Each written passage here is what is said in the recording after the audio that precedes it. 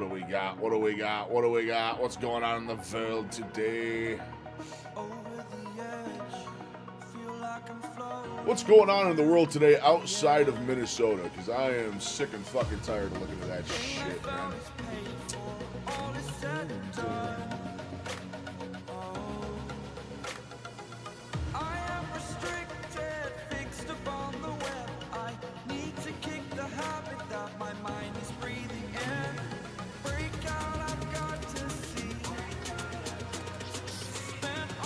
You guys got some ice down there, right, Rom?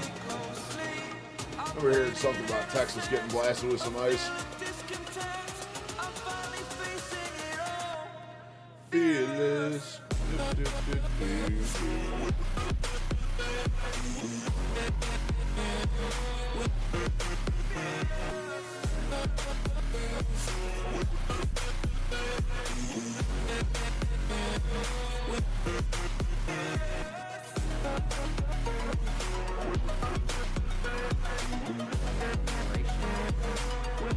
Well, the bots never take a day off, it seems.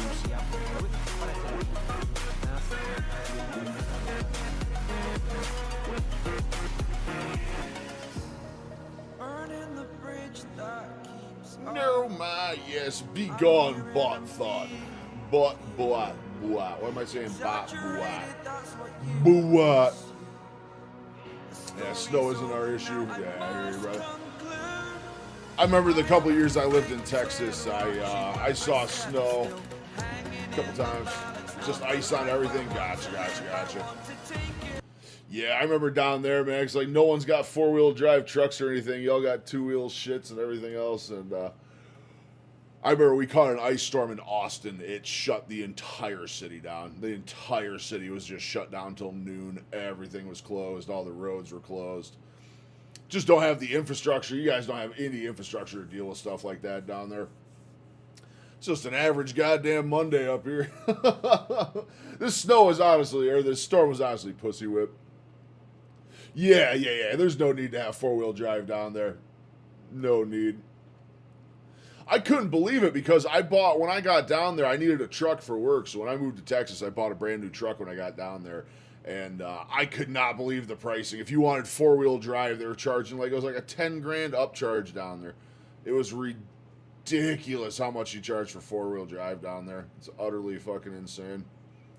You don't need it. I mean, you don't need it at all. I think the entirety of the time I was in Texas, there was like one day where I would have liked to have four-wheel drive. Problem was, I bought my truck down here, then I ended up getting relocated up to the Northeast for work, and all of a sudden I spent like 4 winters up here with two-wheel drive. Luckily, my saving grace is that truck was a, what was it? 06. It was a 2006 Dodge Ram. And it was only a 3.7 V6, so the thing was so whipped, it barely even had the power to spin the wheels. So it actually held decent traction just because it was like 108 horsepower on the goddamn thing.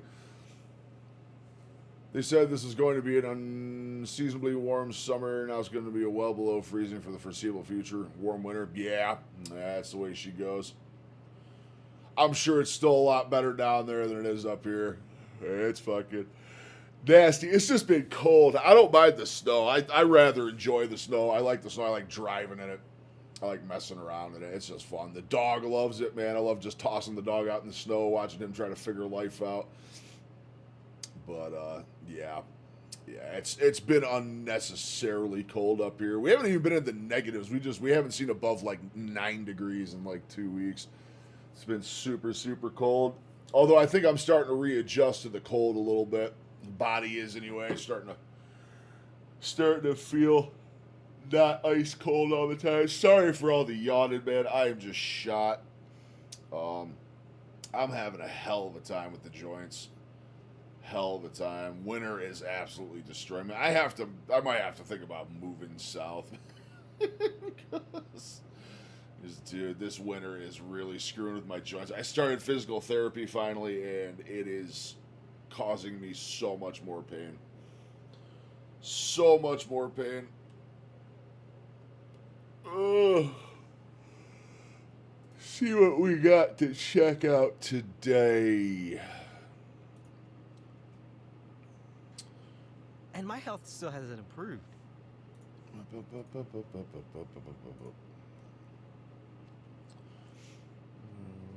Anthony Chaffee got some love for us.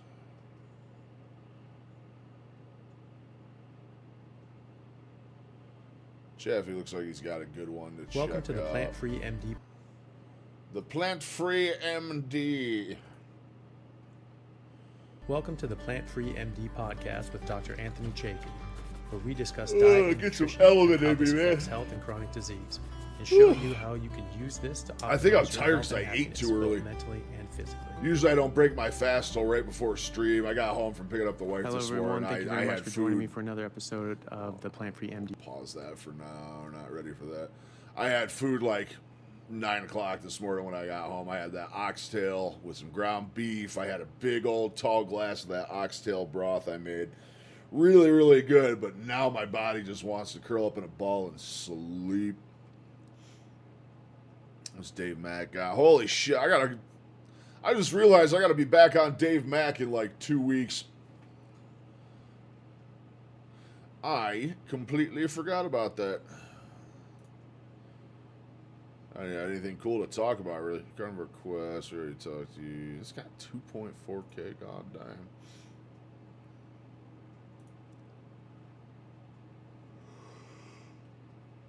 I got so.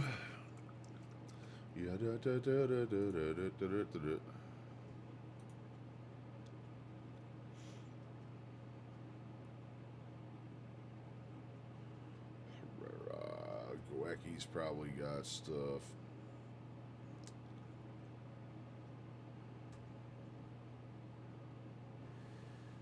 Good God, everything I look at is just Minnesota, Minnesota, Minnesota, man. It's all that's fucking going on right now.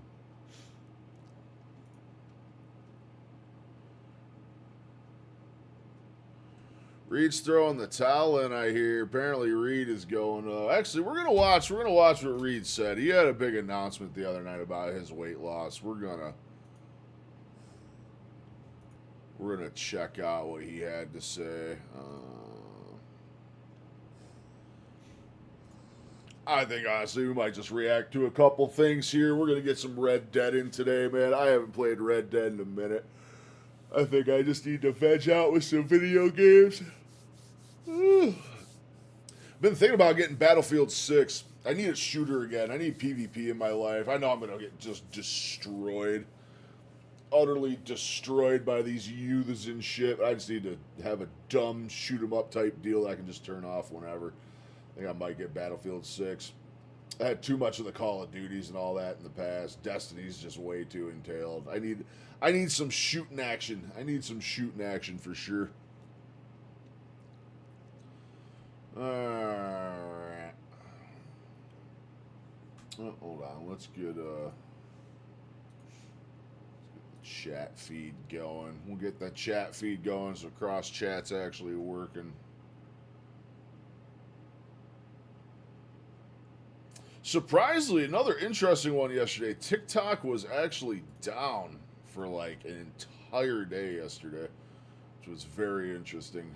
Very, very interesting. Man, I look fat as shit on camera today, dude. What the fuck? My fucking arms look flabby and gross as shit, dude. Ugh. Oh, my fucking shoulders, dude. I just want cartilage back. Who can I talk to about getting some cartilage? Reed needs to learn about 16:9 format. 16:9. All right, let's take a look at what Reed's got going on for. He had a big announcement here, I guess, about his weight loss trip. Very curious to see what he's doing. Oh, he's just breathing. Hold up, y'all.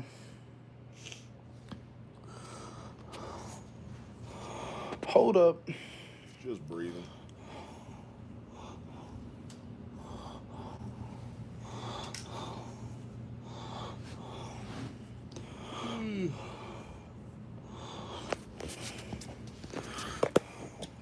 Where's the chase and how do we cut to it?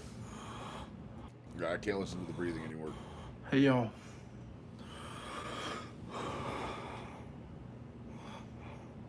Yo, funnily enough, I used to have that exact bedspread, to be honest with you. I used to have that same comforter and those same sheets. Except instead of teal, mine was red. That was the only difference. I literally had that bedspread. I remember that shit. I remember that. I was literally the bedspread me and my wife had when we moved into this house. I bet you that comforter's still in here somewhere. Tucked in one of our mini dressers or something. Hold up, y'all. I'm trying to figure.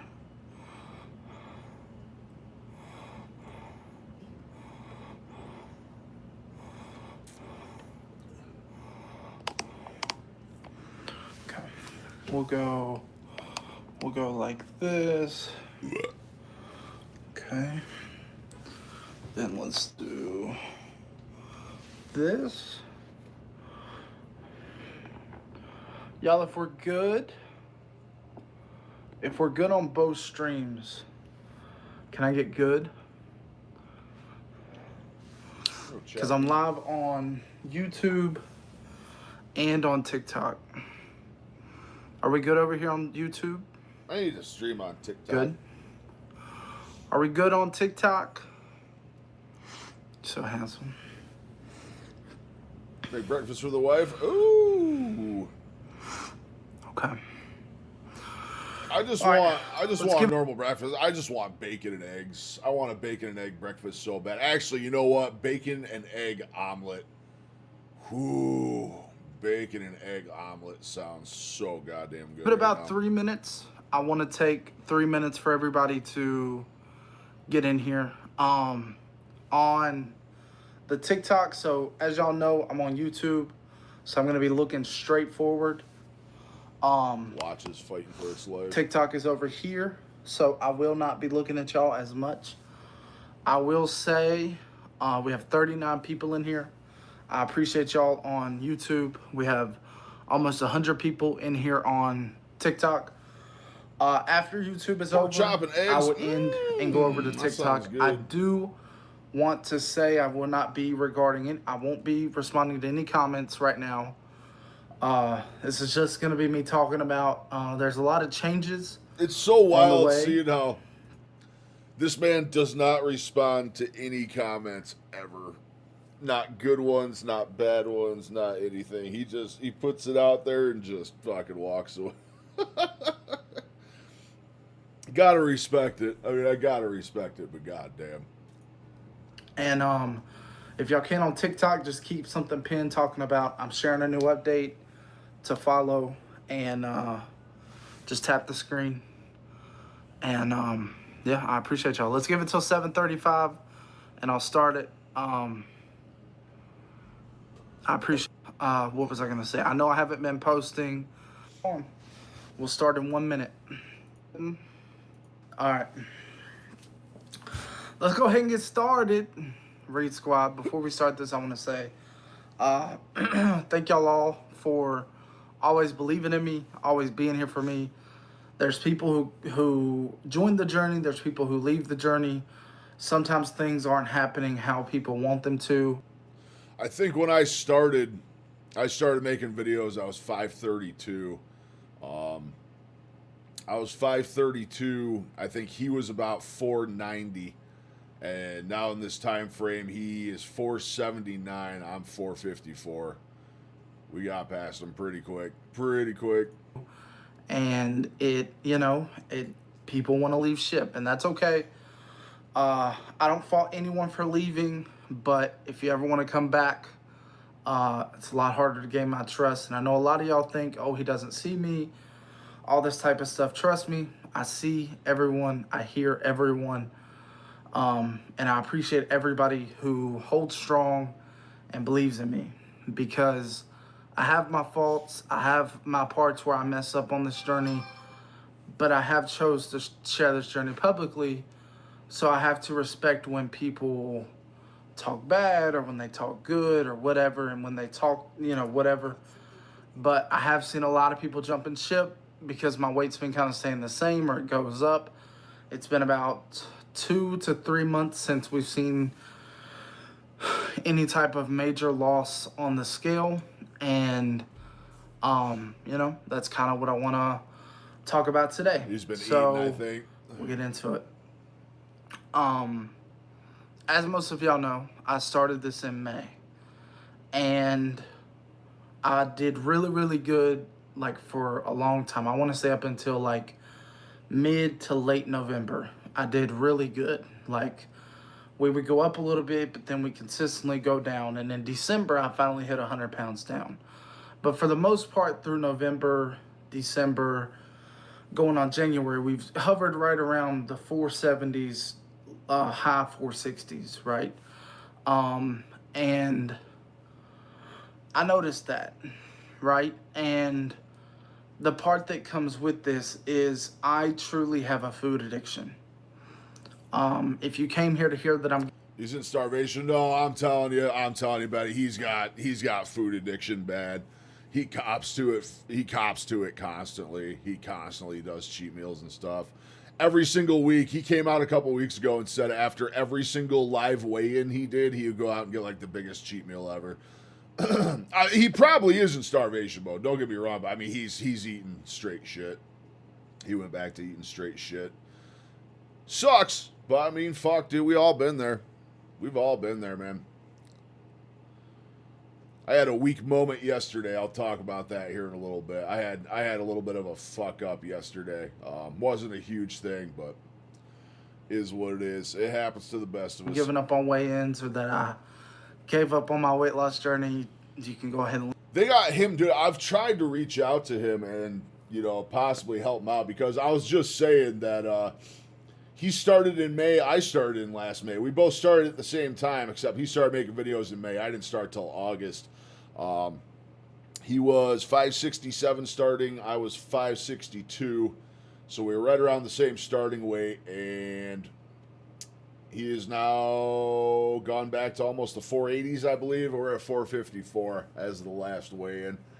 So it's not a race. It's not a comparison. Comparison is the thief of joy, but it's very interesting because we both started in the same month last year. We both started in the same month. I'm kind of curious seeing where we're both ending up. Comparison is the thief of joy, but it does make for some decent metrics. Leave because I'm not. That's never going to be an option until I croak over.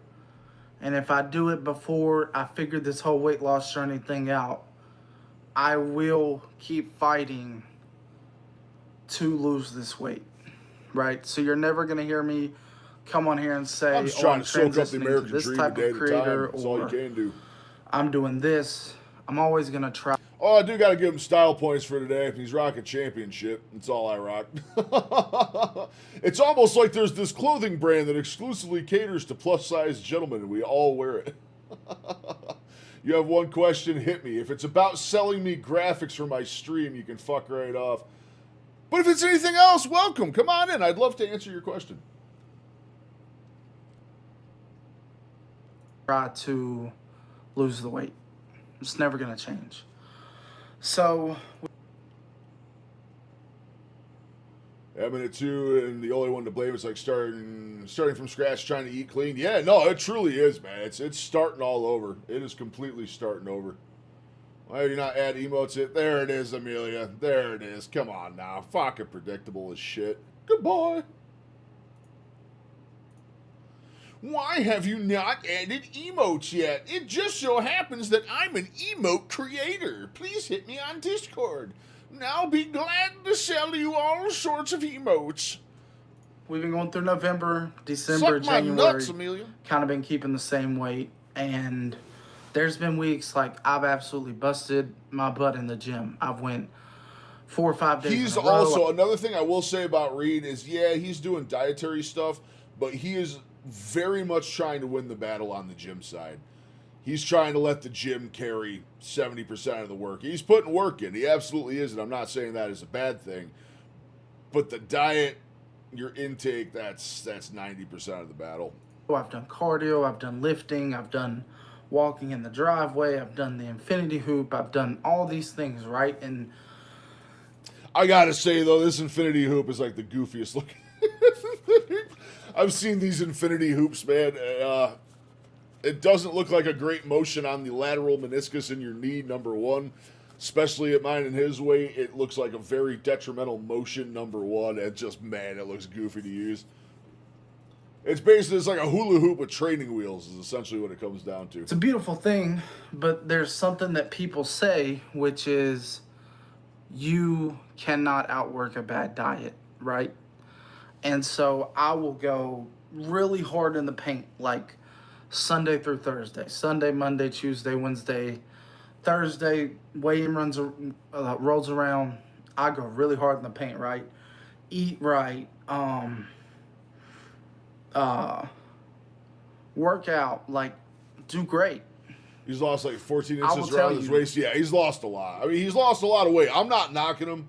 I am 100% not knocking him. It's funny. Me and him have very, very different approaches. Very different approaches. He has lost a lot. He lost 100 pounds, or he hit his 100-pound loss mark, and I think he's gained close to 14 or 15 pounds back since then, sadly.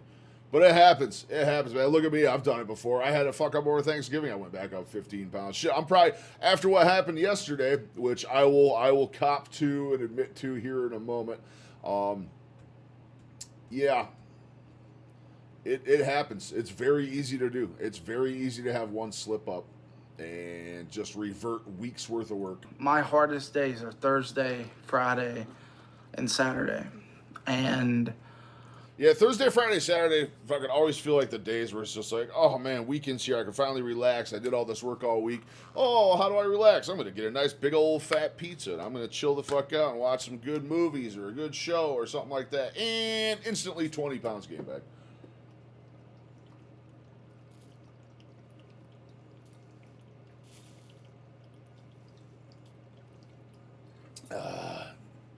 Excuse me while I chug this element, because my God, I'm dehydrated.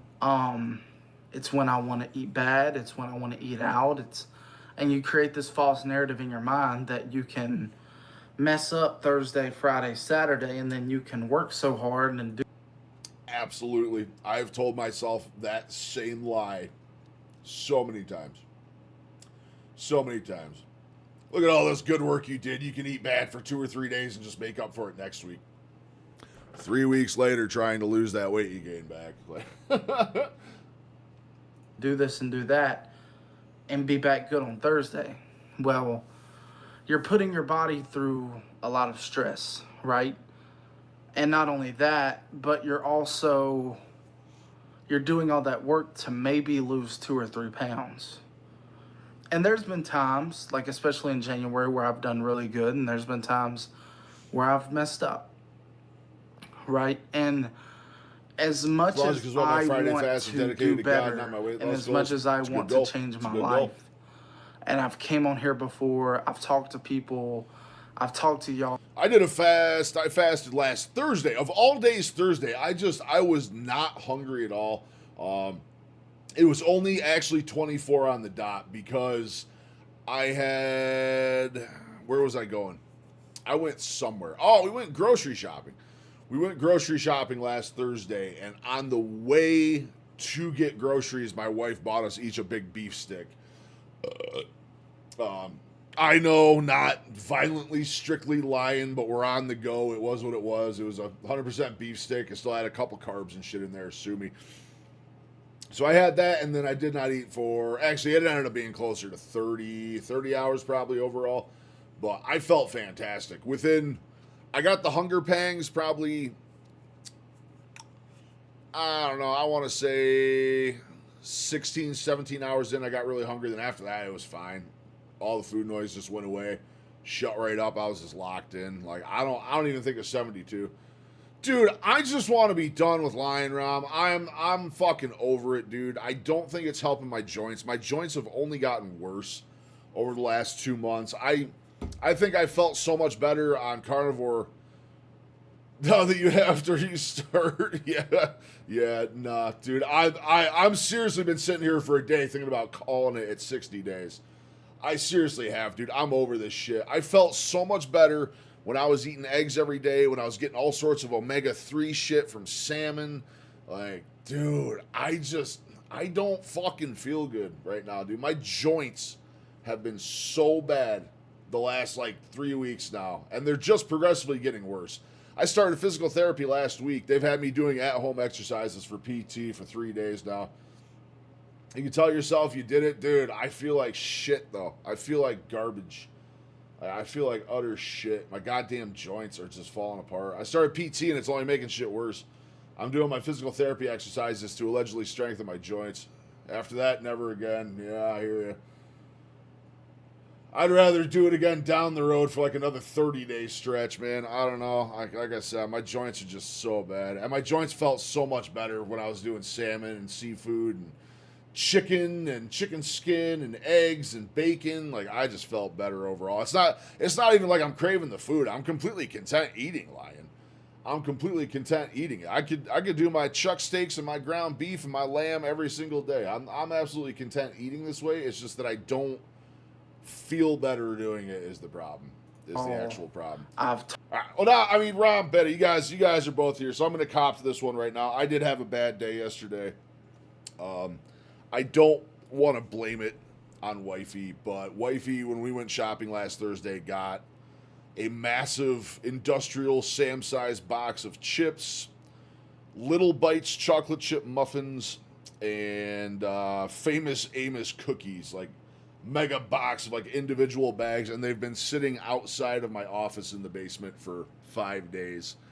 And I got super stressed yesterday, and I've walked past these boxes of cookies and shit like 20 times, and I had a bad day yesterday. I probably had like 5 bags of those cookies and 2 bags of the muffins. It was a shit day. Not happy about it. Feel like shit today, but copping to it. I'm not hiding shit. I'm not fucking doing none of that bullshit. Copping to what I did. Fucking sucks. Hate that I did it, but it is what it is. Talk to people on live. Like, I've talked to so many people, and I wanted to do it alone. I wanted to do it without a shot. I wanted to do it without a... He wanted to do it without a shot. He is about to say he's going on a GLP. I'm calling it right now. He's going to say surgery. He's doing a GLP. I wanted to do it. Or like, surgery. I had my GLP trainer. He surgery. really helped me, but I ended up moving to Florida, so I wanted to do it without a trainer, right? Like, I wanted to do all these things. What happened? I'm curious what happened, because, dude, he literally got teamed up with Diamond Dallas Page, DDP Yoga, and all that stuff. They like partnered up, and then all of a sudden, like 2 weeks later, there's like no more videos on any of it. I don't know what happened there. DDP, if you're listening, I'll gladly take the spot. My joints are falling apart. Save me, DDP. I'm ready and willing. And recently I had to come to the realization that maybe I can't do this alone, right? Like, maybe I do need to discover what avenues of help that is available.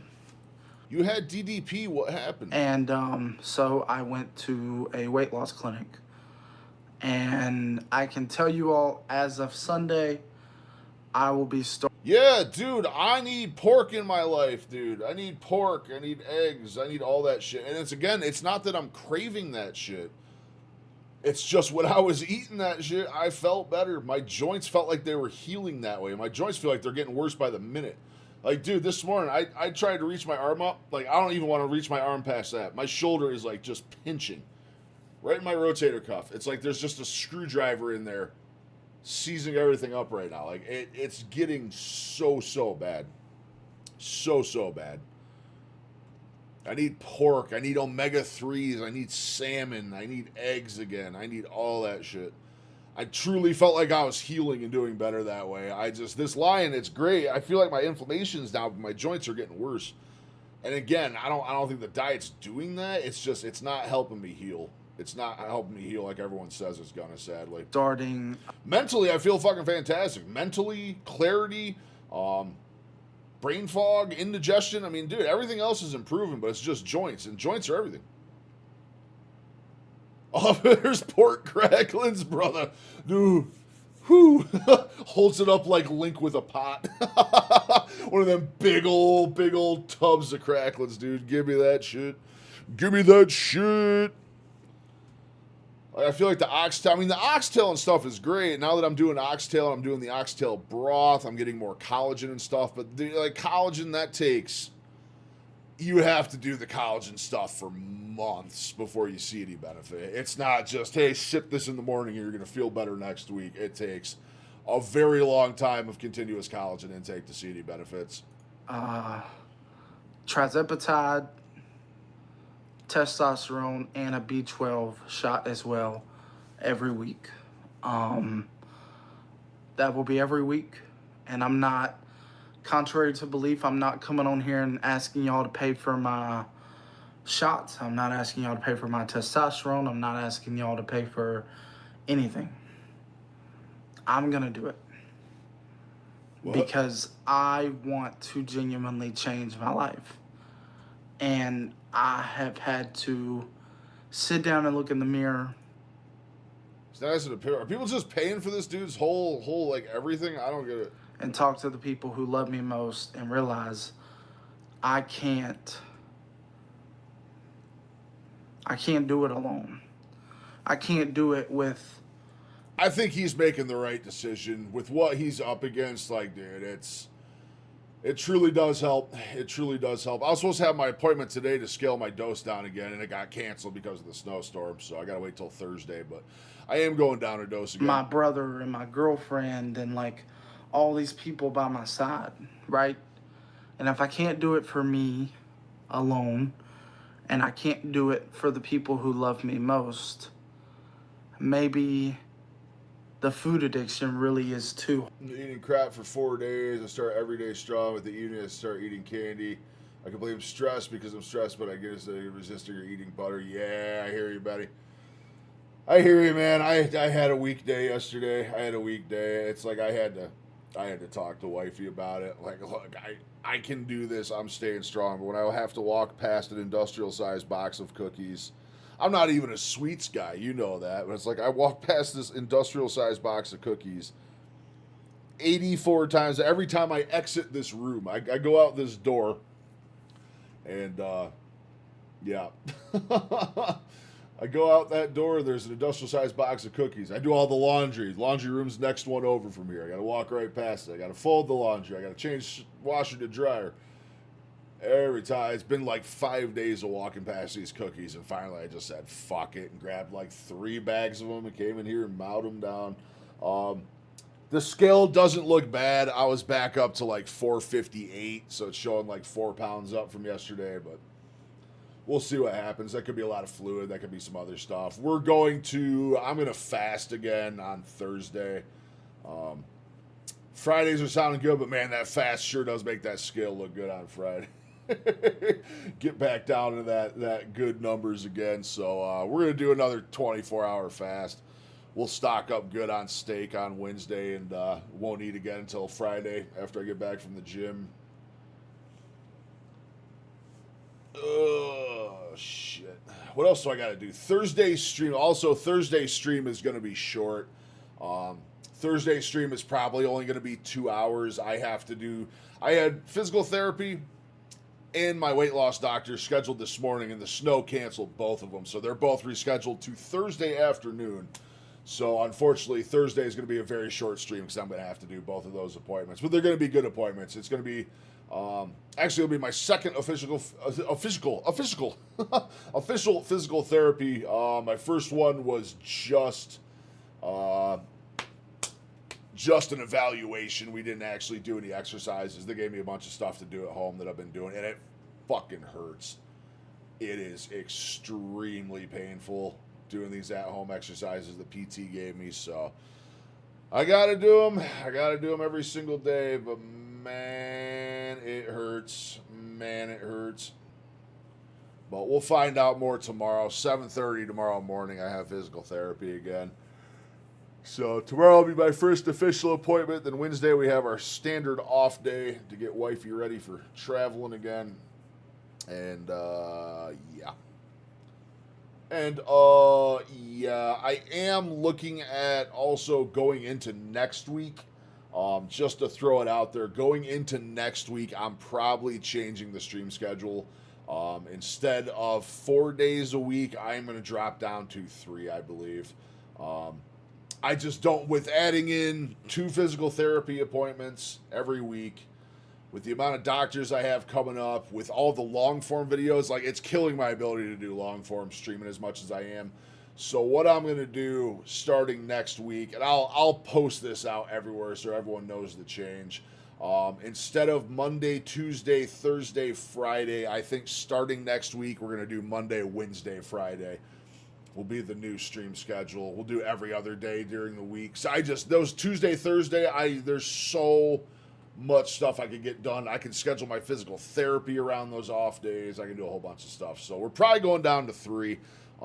Again, if stream blows up in the future, we end up going good and getting a sub button and all that shit, we'll go back to 5 days a week if it starts blowing up. But I think for now we're going to drop down to 3 just to give me time to manage physical therapy and stuff. Hard to beat alone, right? And I don't like who the food addiction makes me. The food addiction makes me... He's right on that. Lie. It makes me sneak. It makes me do all these things. And I'm not that person. I am a good person. And I do have a food addiction that I struggle with. And the fact that they make a shot that could possibly help me. This is the shot I out-ate at one point, by the way. This is a shot I out-ate at one point. Why say no? If the biggest thing is I want to do it on my own and work through it on my own, why am I going to say no? When you could still out-eat like that I had to GLP. sit back and think, like, is it my ego getting in the way? Like, is it... I think Wednesday streams will be good, though. I think it's wifey's off day, but she usually sleeps all day anyway, and she doesn't get up till the afternoon, so I think Wednesday is going to be a nice fill-in. Tuesday, Thursday, I'll shoot for days I release long forms and actually have a full day to work on long form videos so we can start doing at least 2 a week. I think that's a really good play. I think that's a good compromise. So we're not losing the stream completely. We're just going down to 3 days. We'll just make it 9 hours a week or 12 hours a week. What is it? And I think it was my ego. Other than me having health anxiety and being genuinely scared of starting new medicines or starting new shots or like whatever. I feel him on that one. I've always had medical anxiety like that. Just funny because I feel like half my life is spent in doctor's offices these days. As sad as that is, it might be. I think some of it was my ego and having to figure out that I do need help, right? And so, starting on Sunday, I will be starting, I have the shots here, so I'll be starting 2.5 milligrams of trizepatide right here. It's on the baby dose. Got the shots with me. And I'll also be starting the testosterone. I'll be doing the testosterone twice a week. I think the tea is going to help more than anything, to be honest. His testosterone numbers were shockingly low. Shockingly low. In smaller doses. And then I will also be doing the B12 shots as well. And I'm nervous, right? I get nervous for anything new. But I am at a standstill with the scale, and it's frustrating. And hope he gets on top and gets this fixed before he blows his knee out, because he's close. He's close to blowing a knee. I don't want to lose this battle, right? I don't want to lose this battle. And I'm not going to. And I don't know if it's genetic. I don't know if it's their chemical imbalance. I'll never understand. You can understand. If you're going to a weight loss clinic, they can do genetic testing. They can do genetic testing at a weight loss clinic to discover if you are predispositioned to whatever is happening to you. I had it done. I was failing so bad with the GLP and out eating the GLP that they ran genetic testing. There was nothing wrong with me. I was just out eating everything because I like to fucking eat.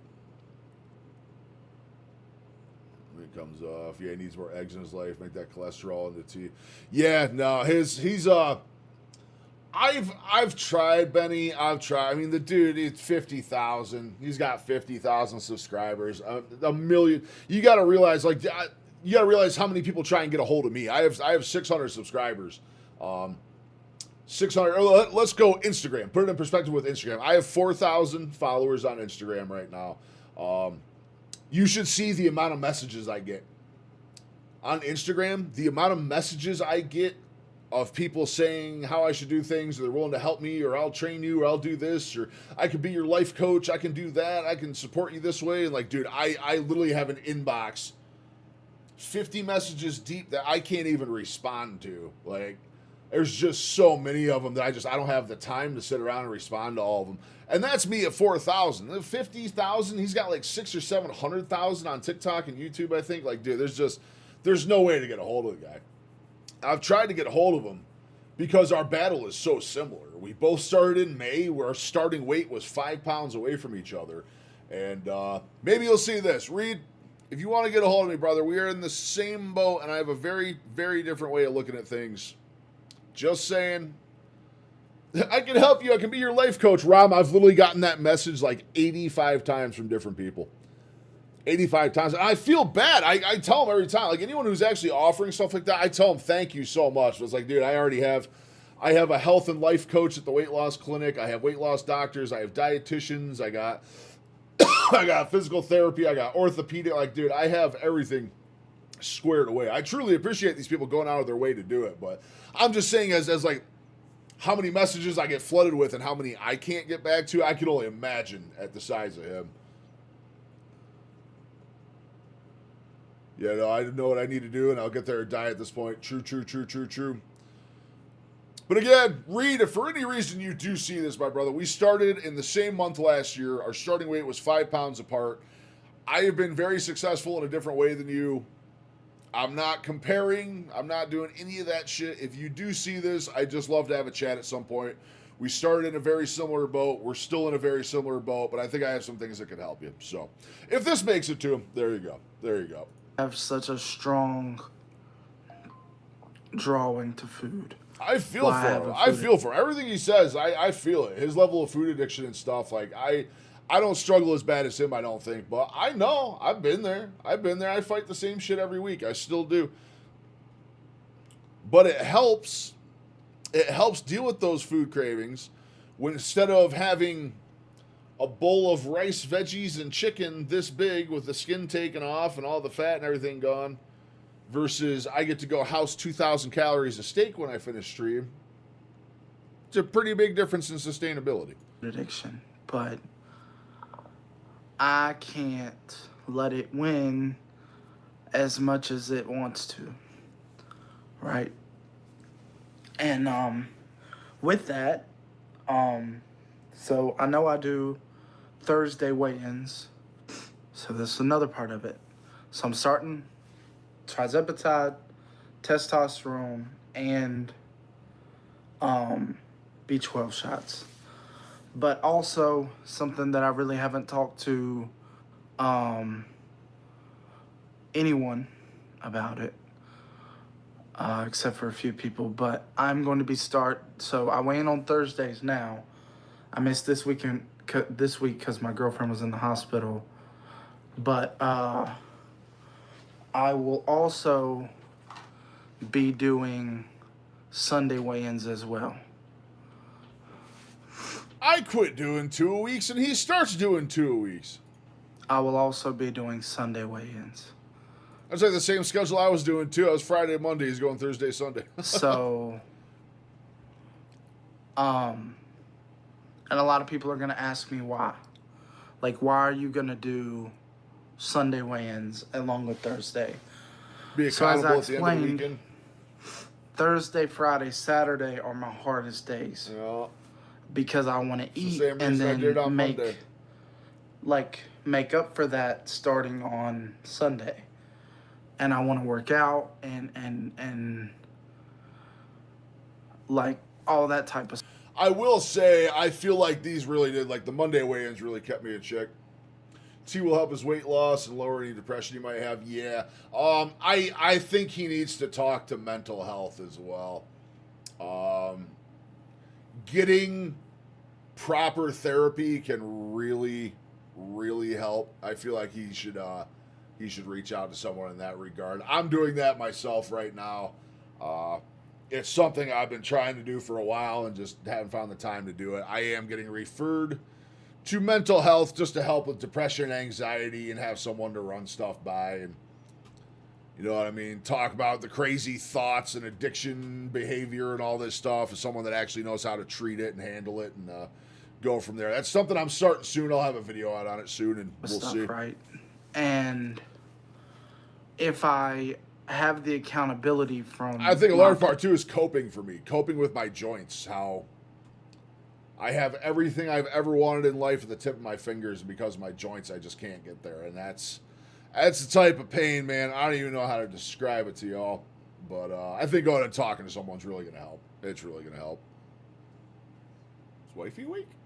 I thought I heard platform footsteps. that I'm blessed to have to do 2 weigh-ins a week. Then Thursday we weigh in, and whatever happens, happens, right? And then Sunday, whatever happens, happens. And I'm not going to say I'm going to lose this crazy big amount of weight, but I think knowing that I have that weigh-in on Sunday, it does keep you in check, and I might go back to doing it myself. We're going to give it another week on 1 a week and see what happens. But again, look how easy it was for me to have that fuck up yesterday. I walked past a pile of fucking cookies, grabbed a few bags, and what was the first thought that went through my head when I did it?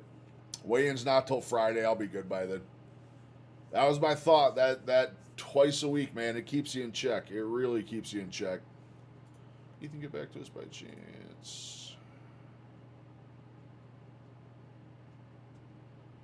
No, I did not.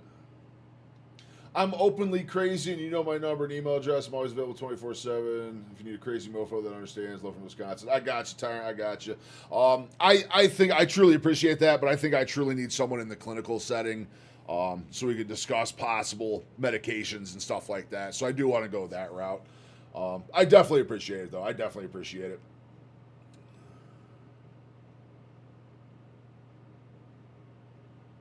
Wifey's there in your live stream. What's wrong with you, man? She just came off a 13-hour shift, Benny. She is violently unconscious. She is incredibly unconscious. If I hear footsteps, she was probably just using the bathroom quick. She's back on night shift, so she is done. She is done. Super snoozle. Absolute snooze machine. And she deserves every second of it. Actually, that being said, where is my goddamn dog, though?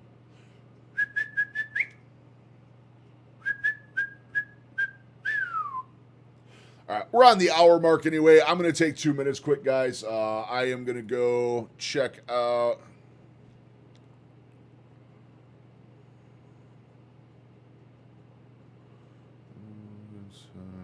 Yeah, that's really fucking weird. Dude, people say some crazy shit in comments. Yeah, I'm going to find the dog real quick. I'm going to let him out. I will be right back. Give you guys some jam and jams, and I'll be back in 2 minutes.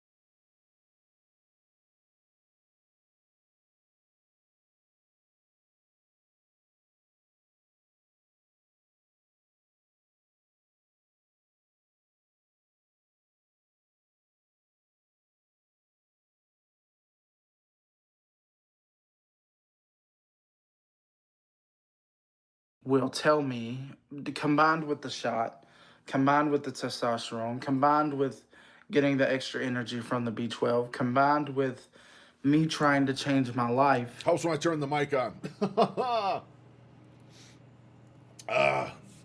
Just finished off the rest of my beef and oxtail. And forgot to floss like a genius. But I found the dog. He's just sleeping on the couch. He's being a little bummed today. In Respect. so many different ways, right? I think the 2 weigh-ins are going to help. And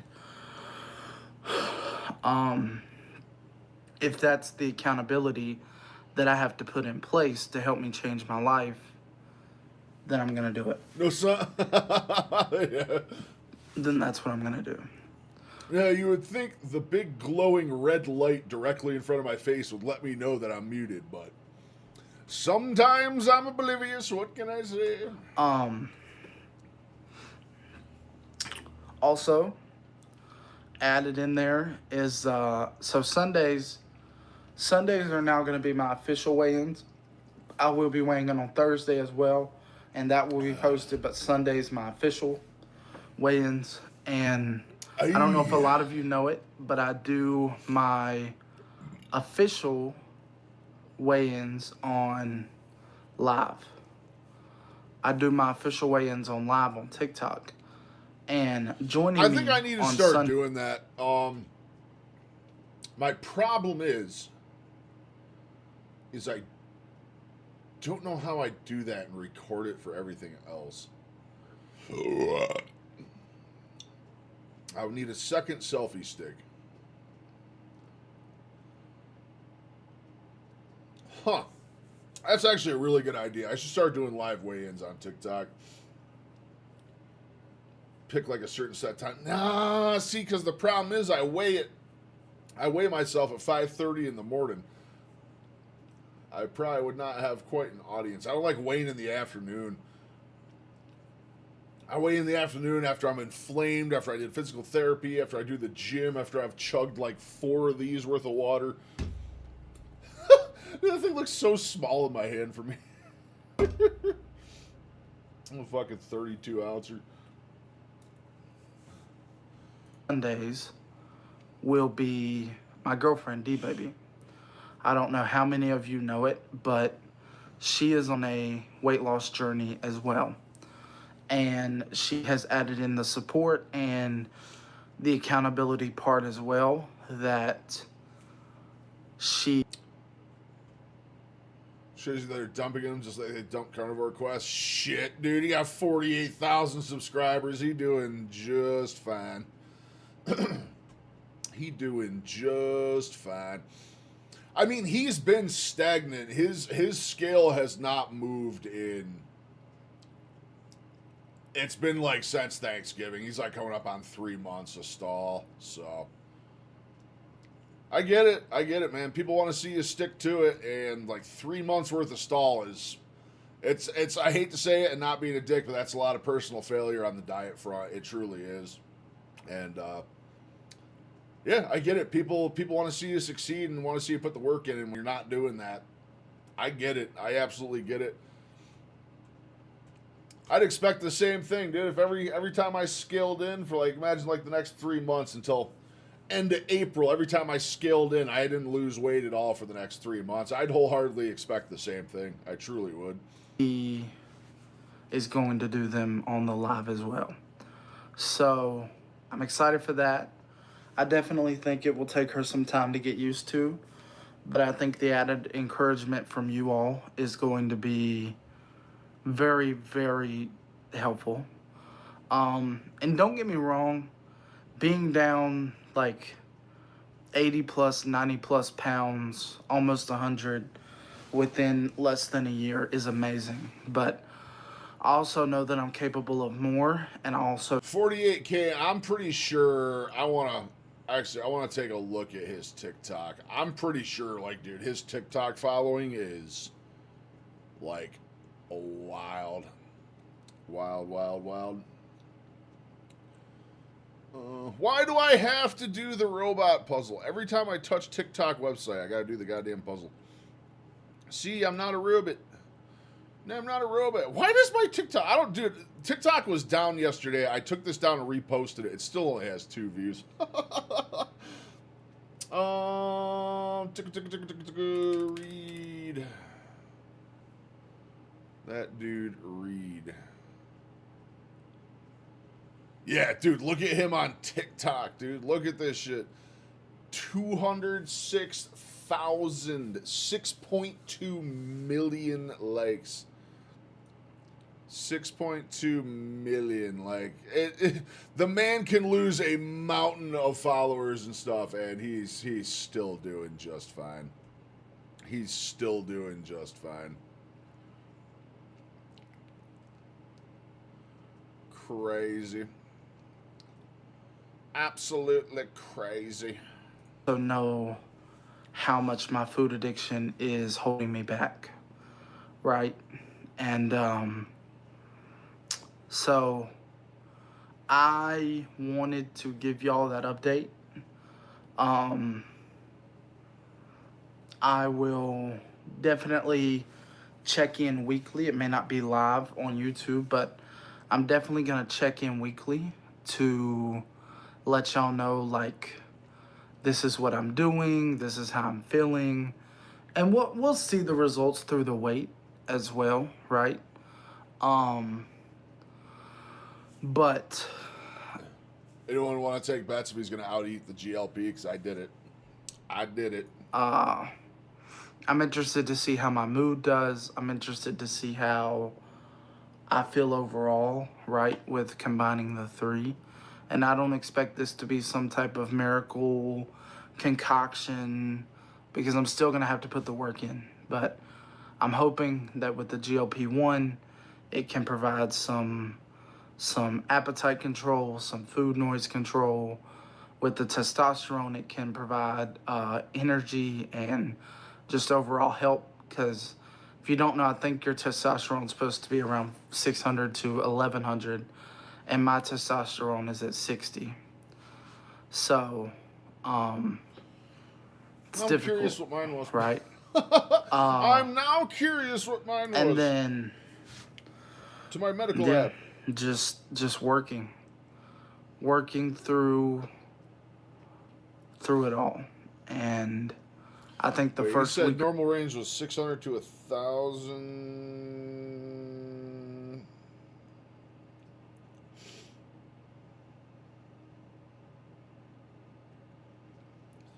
It's 250. 250 to 1,100 is the normal range. I'm at 415. So I'm definitely on the lower end. or two will be difficult, I am curious. February 2nd, because I you get also to go back have to and see retrain them. your mind. Maybe we'll see what happens there. right? But I do sincerely want to say to anybody who still has had my back and still decides to not give up on me, just know I am very flawed. I am trying to figure out this whole weight loss thing. I am proud that I've lost like 80, 90 plus pounds, but I know it's time to put things in another gear, right? And I don't expect to be perfect every day. I don't expect to lose 50 pounds in a month. But I do want to continue to change my life, and I want y'all to continue to see me change my life, so then in a year or two, y'all can watch me walk a mile. Y'all can watch me do a 5K. Y'all can watch me in the gym crushing it. Y'all can see me living out my life to the fullest. And not only for y'all, but the people around. I'm within the normal range. It's just on the lower end of the scale. So we'll see what happens. Me and my never-ending folder of knowledge. That's all. I have literally my shit.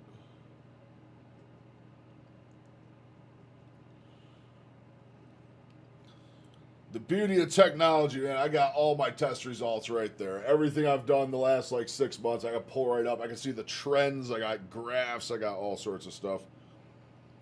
Insulin level abnormal. Oh, that was 2022.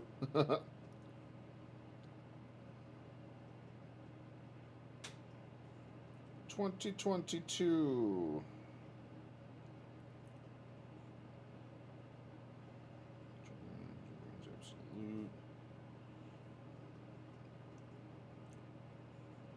That's when I was going to the OG weight loss clinic. I don't even know if I told anyone about that.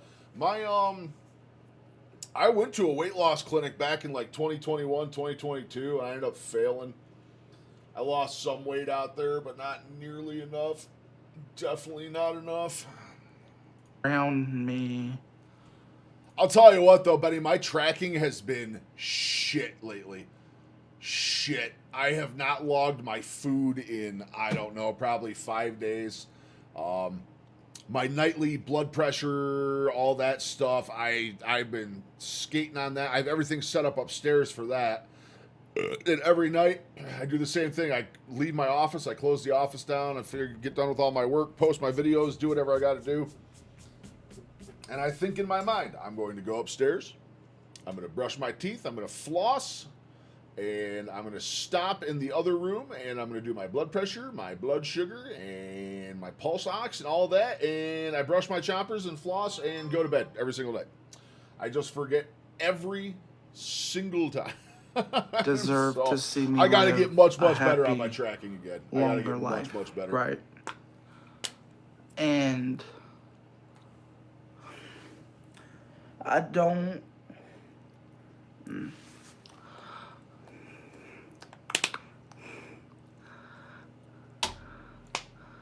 I don't want the people around me who love me or y'all's only memory of me being, he tried to lose the weight, right? I want there to be the memory of he lost the weight and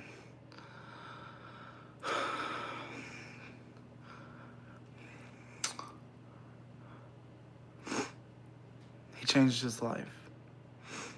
And not.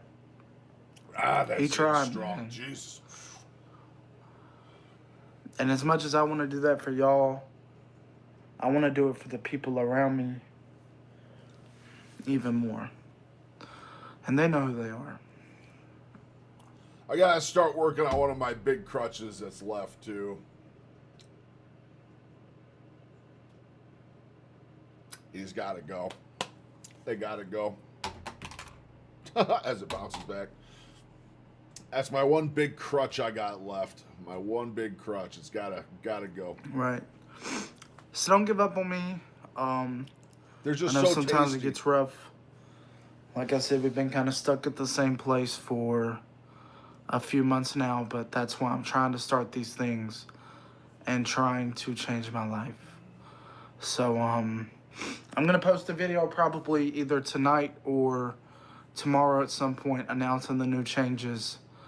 Like I said, the shots start this Sunday. I took my first dose of testosterone today. I'll take the shots Sunday, and I'll take my second testosterone shot Tuesday, and then if his days he struggles are Thursday, Friday, Saturday, he should take his shot probably Tuesday. From what I've found with him, like 3 to 4 days after the fact is when it gets strong. It's the last day of the week is when it starts wearing off a little bit. So the way he's setting up, Friday into Saturday is going to be his weakest day of the week, which he's already saying are his weak points. He should do the shot on like Tuesdays. I'll probably take the B12 on Monday. So it's going to be 4 days of shots, which if you know me, I'm not a fan of needles or shots at all. But if that's what I got to get past to change my life, then it is what it is, you know? So They're subcutaneous shots. They're not even real shots. Despite what you might believe, I am trying to change my life. And I'm not perfect while doing it. And if you ain't got to bang nothing into a vein or nothing like that. You roll your shirt up, grab a piece of your gut, and just tap it real quick. Expected to show up for a perfect weight loss journey where you see me lose weight and see me lose 150 pounds right off rip and not make mistakes and not fuck up, well, I'm a food addict who has never learned how to live differently. And so you're not here for a perfect ride. But all I ask is that you're here to see me out and see me beat my food addiction and see me lose the weight. You know? So here on YouTube, I'm going to get off. Like I said, I'll probably post a I video want to know how tomorrow tall he is. Like, actual talking about the number. new changes. Me and a buddy of mine, too, And guessed at it the the other day, new based off weigh-ins a light start switch you were Sunday. standing next to. So I'll weigh in Sunday and post them, and I'll weigh in Thursday and post them. If you don't know, my weigh-ins are live on TikTok, and then I post them on all platforms after. I'm on every platform. I'm on live on TikTok right now. So if y'all want to come over here, you can. But I have YouTube, TikTok, X, Insta, Facebook, all of them. And I appreciate y'all over here. TikTok, I'm about to come to y'all. And I appreciate y'all. That's the update. Not giving up. Just going a different route. Bye, Good luck. YouTube. Curious to see how it ends up for him. Curious to see how it's going to go.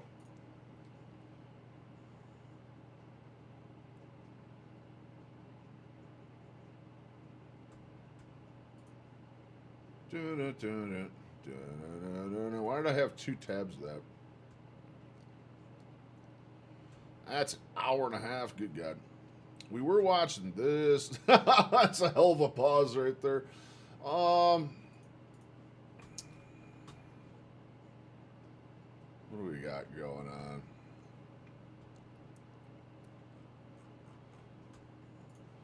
What's going on in the world?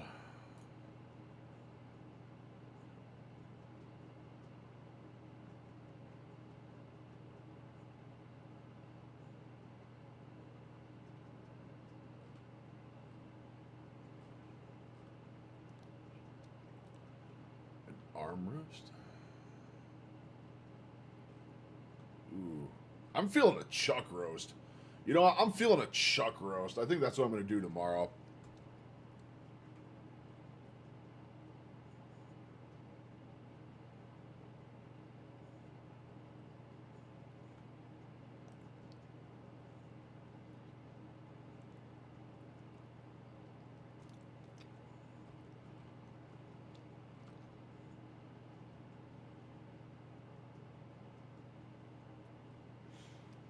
Sourdough.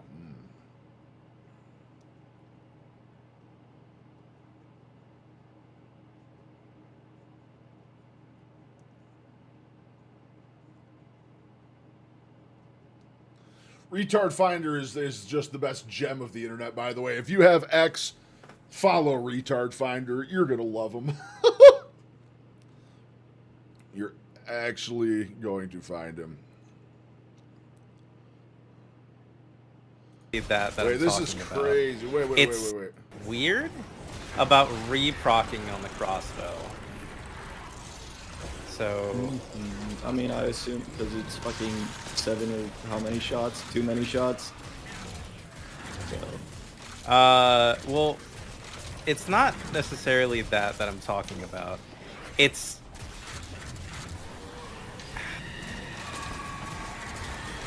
I wish I had a shiny without fucking. Actually, I do. I'm pretty sure I have a shiny with different bullets. Oh my birch. I'm sorry if you guys don't understand what you're seeing, but this is actually the world's first solo master win his final stand. Holy moly! I do Put not. that in the have bottle, a Mario shiny with Monkey. different bullets. Alright, swap to Where's my ammo? My ammo, brother, my ammo. Where you got? Come to the lightsaber, go! Go, Luke Skywalker! Go, go. Use the super, use the super! Hold on! Hold on! No! Lightsaber, go! Yay! Let's go!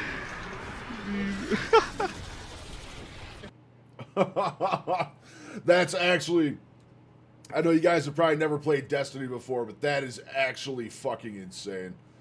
That is insane what that man just accomplished. Absolutely insane. I actually feel like playing goddamn Destiny again. God damn it, dude. God damn it, I miss Destiny.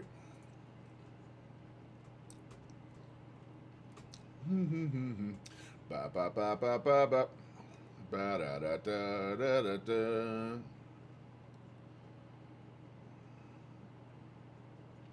Who're the one you saying everyone ditched? Carnivore Quest. Don't we have Carnivore Quest? I swear. Carnivore Collection.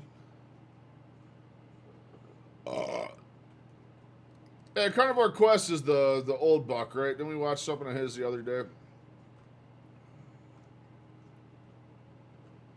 I'm getting to a point in life where I'm not going to be able to call anyone else old feller here before too long. Oh, Steven. Eh.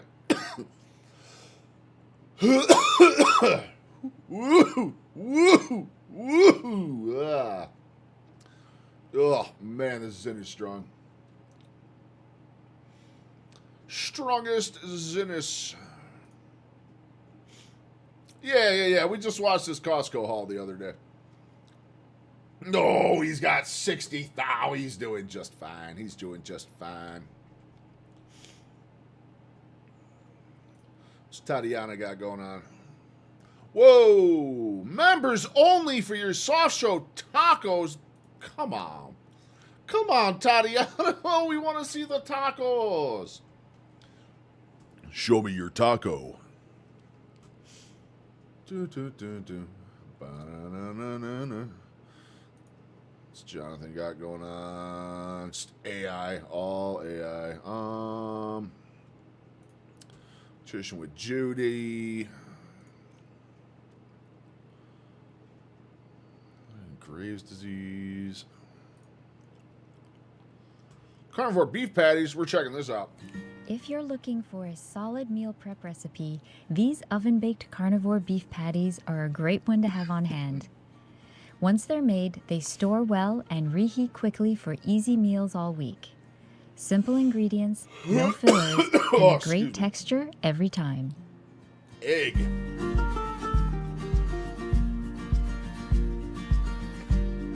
Is that carnivore cake? For the patty crust, we'll be using half a cup of cold grated unsalted butter, half a cup of egg white protein powder, 3/4 of a cup of skim milk powder, or you can substitute that for whole milk powder, half a teaspoon of unrefined sea salt, 2 to 3 tablespoons of hot water, and 1 large egg plus 1 large egg yolk. For the beef filling, we'll be using 1 pound of ground beef. For the beef, we'll be using 1.5 beef. tablespoons of gelatin powder, a tablespoon of bone broth powder, which is optional, 1 teaspoon of collagen powder for added structure, and half a cup of beef broth and salt to taste.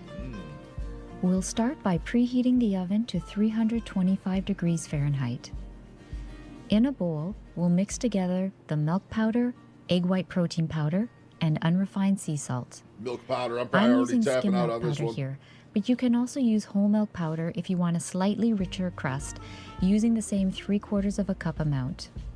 Whole milk powder tends to brown a little faster and Yo, can make the that crust a little salt bit more holder tender. is dope, dude. Goat milk powder is another great option, and some people find it easier That's to fucking digest than cow's awesome, milk. and I want that in No my matter life. which one you choose, the crust will still bake up buttery and delicious. Next, we're going to use a standard grater to grate the cold butter. This makes it easier to mix into the dry ingredients without overworking the dough. Keeping the butter cold is what helps Overworking the crust dough. bake up She's tender Canadian. instead of oily. I'm calling her right now. She's Canadian. If the butter starts to The soften, dough. just pop it back in the fridge for a few Canadian minutes or before Wisconsin? continuing. You can also get a more even texture in the crust when the butter is grated this way. They were leaving It's a him like he simple was a step, sinking but it ship. No makes a shit. big What did he have? difference Like in the final a result. ton more than that, or what?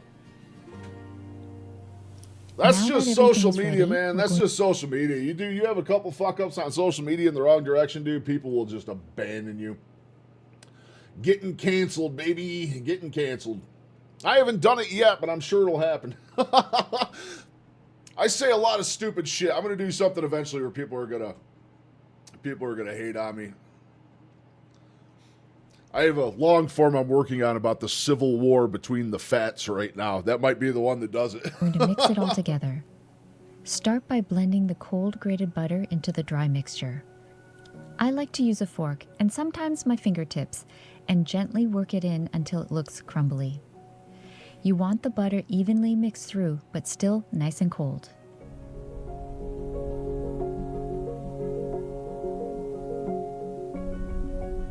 Egg? At this point, we're going to add Yes, in one embrace whole egg. large egg. This helps bind the dough and makes it much easier to press and shape without crumbling. Mix Embrace just until the dough egg. starts coming together. Now That would we'll be add the rough hot though. You water, get 50, 1 60 tablespoon at thou. a Like time, you're talking mixing big gently sponsors after at each that point. addition. Like you're gonna start losing them. This is the step that So- helps the dough come together and prevents it from staying too dry and crumbly. Stop as soon as the dough holds together when you squeeze it, since adding too much water can make the dough soft and sticky. It's wild how and fast this growth can stop too. I went from, I mean, shit. In the last 2 months, I went from like 200 to 4,000 on Instagram, and it's just stopped. It's absolutely stopped now. I had one video go megaton on Insta, and now nothing. I mean, I still get everything on Instagram is a couple thousand views, which I am absolutely thankful for. That's fucking amazing.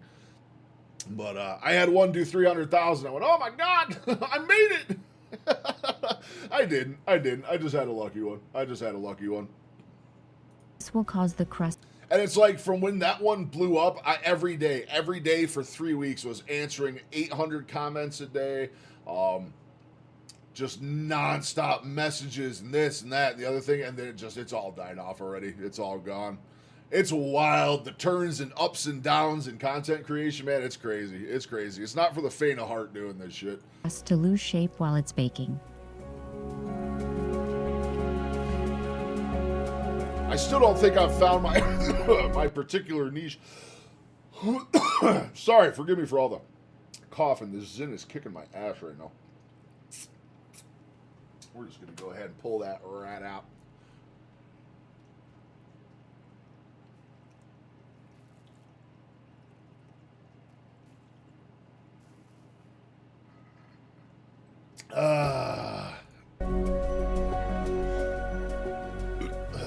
Once the dough comes together, press it into a smooth ball, wrap it up, and refrigerate it for about 10 to 15 minutes so it can firm up slightly before pressing. Hell yeah. This quick chill helps the butter stay cold, which makes the dough easier to work with. It also helps prevent sticking when you start shaping the patties. Just a short chill here is all you need, since letting it sit too long can make the dough hard and more difficult to press.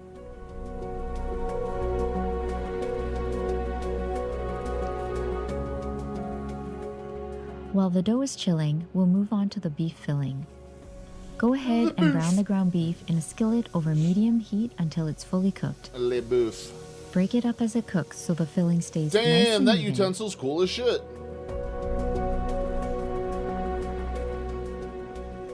Next, add the bone broth. Oh, yo, another thing, dude. I went to, if you have access to one anyway, I went to the restaurant supply store the other day. Dude, just buy everything there. Everything. I mean, everything. Plates, glasses, kitchen utensils, knives. Like, dude, amazing kitchen knives are like $2 there. Knives that you go to like Bed Bath & Beyond or like Costco or any of the big joints that have stuff like that. They're like 50, 60 bucks a knife sometimes. Like, dude, it's so cheap at Restaurant Supply. All these other places just mark it up. Go to Restaurant Supplies for everything if you can find one. Broth powder, salt, and beef broth, then bring everything to a gentle simmer. This helps the flavor blend and keeps the filling moist instead of dry.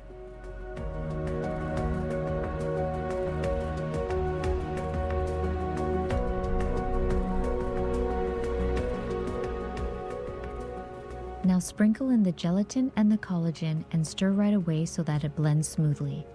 This helps thicken the filling and gives it that juicy, saucy texture once the patties are baked. Saucy texture. Gelatin adds the gravy-like thickness, while collagen supports the texture without making it feel too firm or jiggly. Let it simmer for about 2 to 4 minutes until the filling thickens slightly and coats the meat. Once done, we'll need to let the filling cool completely before assembling the patties. And here we have our chilled dough. It should feel a little firm, but still easy to work with. We'll Firm unwrap yet it and then move pliable. on to the next step. For this step, I'll be using a stainless steel dough cutter with a wooden handle. She's got so many cool things. And we'll be using 8-inch unbleached parchment rounds when pressing the dough. This helps prevent sticking and makes the dough much easier to lift and fold afterwards. Parchment paper saves lives, friends. To press saves the dough into lives. rounds, you can use a tortilla press. I love using one because it makes the process quick and gives you consistent, even circles every time. It also helps keep the dough from warming up too much while you work. Alternatively, you can use a rolling pin instead. Just roll the dough between parchment until my you get an cooking even burden circle choking and you try up? to keep the edges from getting too thin. You sound like me, For man. this I'm recipe, getting I'll much be better using a at cooking tortilla stuff the press. more I do carnivore, but man, I'm still And not I'll a be great using chef. blue nitrile gloves as well, just to keep the warmth of my hands from softening the dough too quickly.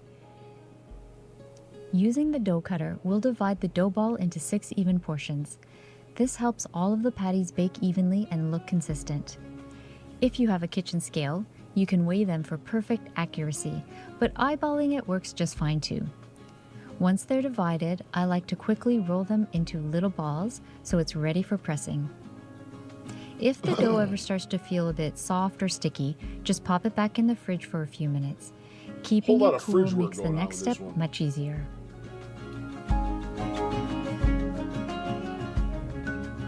Let me know in the comments below if you'd like to see more meal prep recipes like this or more carnivore desserts. Place 1 portion of Yo, the dough those between pre-cut 2 sheets parchments of are parchment, nuts, dude. then press it into 6.5 to 7-inch rounds using an 8-inch tortilla press or a rolling pin. Try not to press it too thin, especially around the edges, since that can cause it to burn in the oven. You want the dough to be even, but still sturdy enough to fold without cracking. If the parchment shifts, just reposition it and press it again. And if you notice any cracks, you can simply pinch them back together with your fingers. I need one of them things to make some mean-ass smash burgers. On this first press, the round is not quite as large as I want it to be, so I'm going to press it again until it's closer to 7 inches. A second press usually gets it to the perfect I'll size show you without 7 thinning it inches. too much. No, I won't.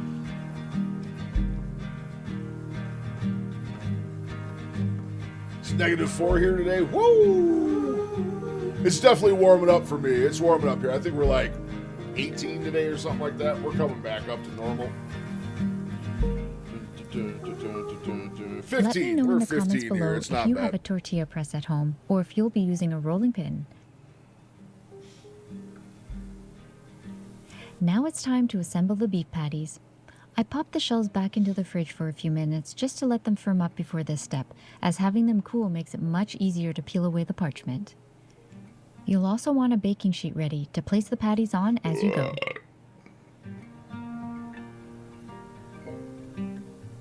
Peel away the top piece of parchment so that the dough is exposed. Then place about 3 tablespoons of the cooled filling over the lower half of the round.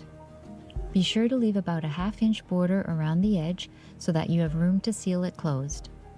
Try not to overfill, as that can make the patty harder to fold and it may leak while baking. You don't want a leaky pastry, I'm telling you. Now use the parchment to help fold the dough over the filling into a half-moon shape. I can listen to her say This do makes it all day easier long. to lift It's and so fold the soothing. dough without it cracking or sticking. Once it's folded, gently press the edges together to seal them closed. You can use your fingers at first, and then crimp the edges with a fork if you'd like a cleaner finish. If any spots look a curious little how dry she's gonna and don't cook want to 'em. I stick, bet those things, just like, press them deep-fried together tallow would be slowly so and good. firmly. So good. Repeat this process until all the patties are assembled. 3 inches was a problem. How did my Once all uncle the have patties 4 are assembled, kids? I I call mine the jackhammer. It's only a surface assault, but it goes real fast like. Refrigerate them for Fucking about 10 minutes before baking. This helps firm them up and hold you're their shape fucking for the great, best Rob. results. You're a fucking stud. Just before the patties go into the oven, we're going to brush on a light egg yolk wash. This gives them that beautiful golden color on top without needing any extra ingredients. Just use a thin layer and try not to brush too heavily over the edges to prevent burning. If you'd like, you can also poke 1 or 2 small vent holes on top so that the steam can escape while they bake. This helps keep the patties sealed and looking neat. To apply the yolk, I'm using a natural boar bristle pastry brush with a beechwood handle. Bro, I want to go to the restaurant supply and get so much cool shit. Carefully peel away the parchment and place each patty flat onto the baking sheet, leaving a little space between them. Then brush the tops with a thin, even layer of egg yolk. If at any time the dough starts to stick to the parchment, that means the dough has warmed up too fast. Just stick it back in the fridge. said you're a gentleman and a scholar, Rob. Harden up and you'll be able to peel it away easily. Quick question for you. If you were making these, what would you put in the filling besides beef? Would you go with something like chicken, pork, or maybe even a seafood version? Let me know in the comments because I'd love to try some of your ideas.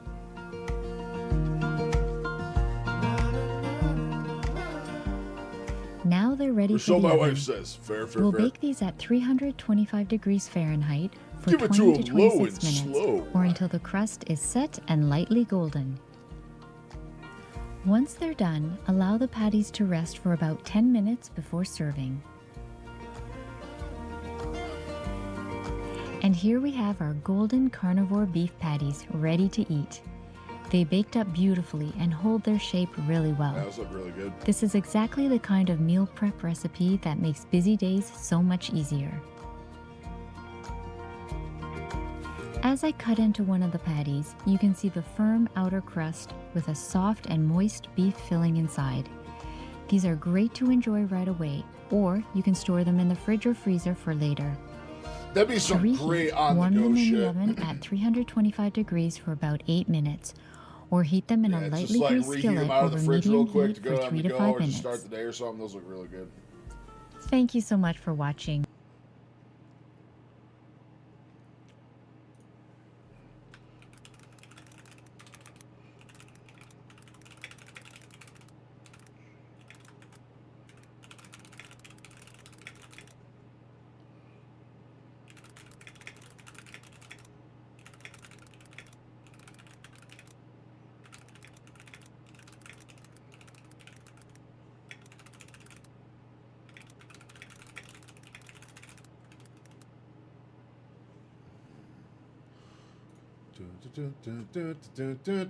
Gotta give that some love. Games. Anatoly. We sure can't watch Anatoly. Sean Baker got.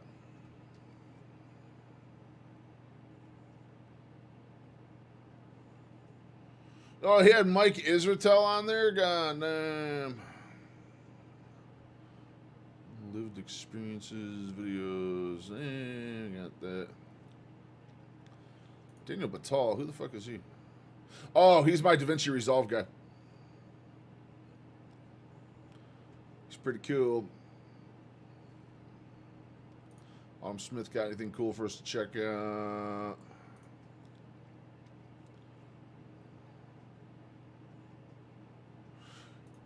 Go on. Is your morning drink what people around the country have been calling diabetes in a cup? With that 22 sugar. And sugar. Did that 12 caramel in there? There's caramel in there.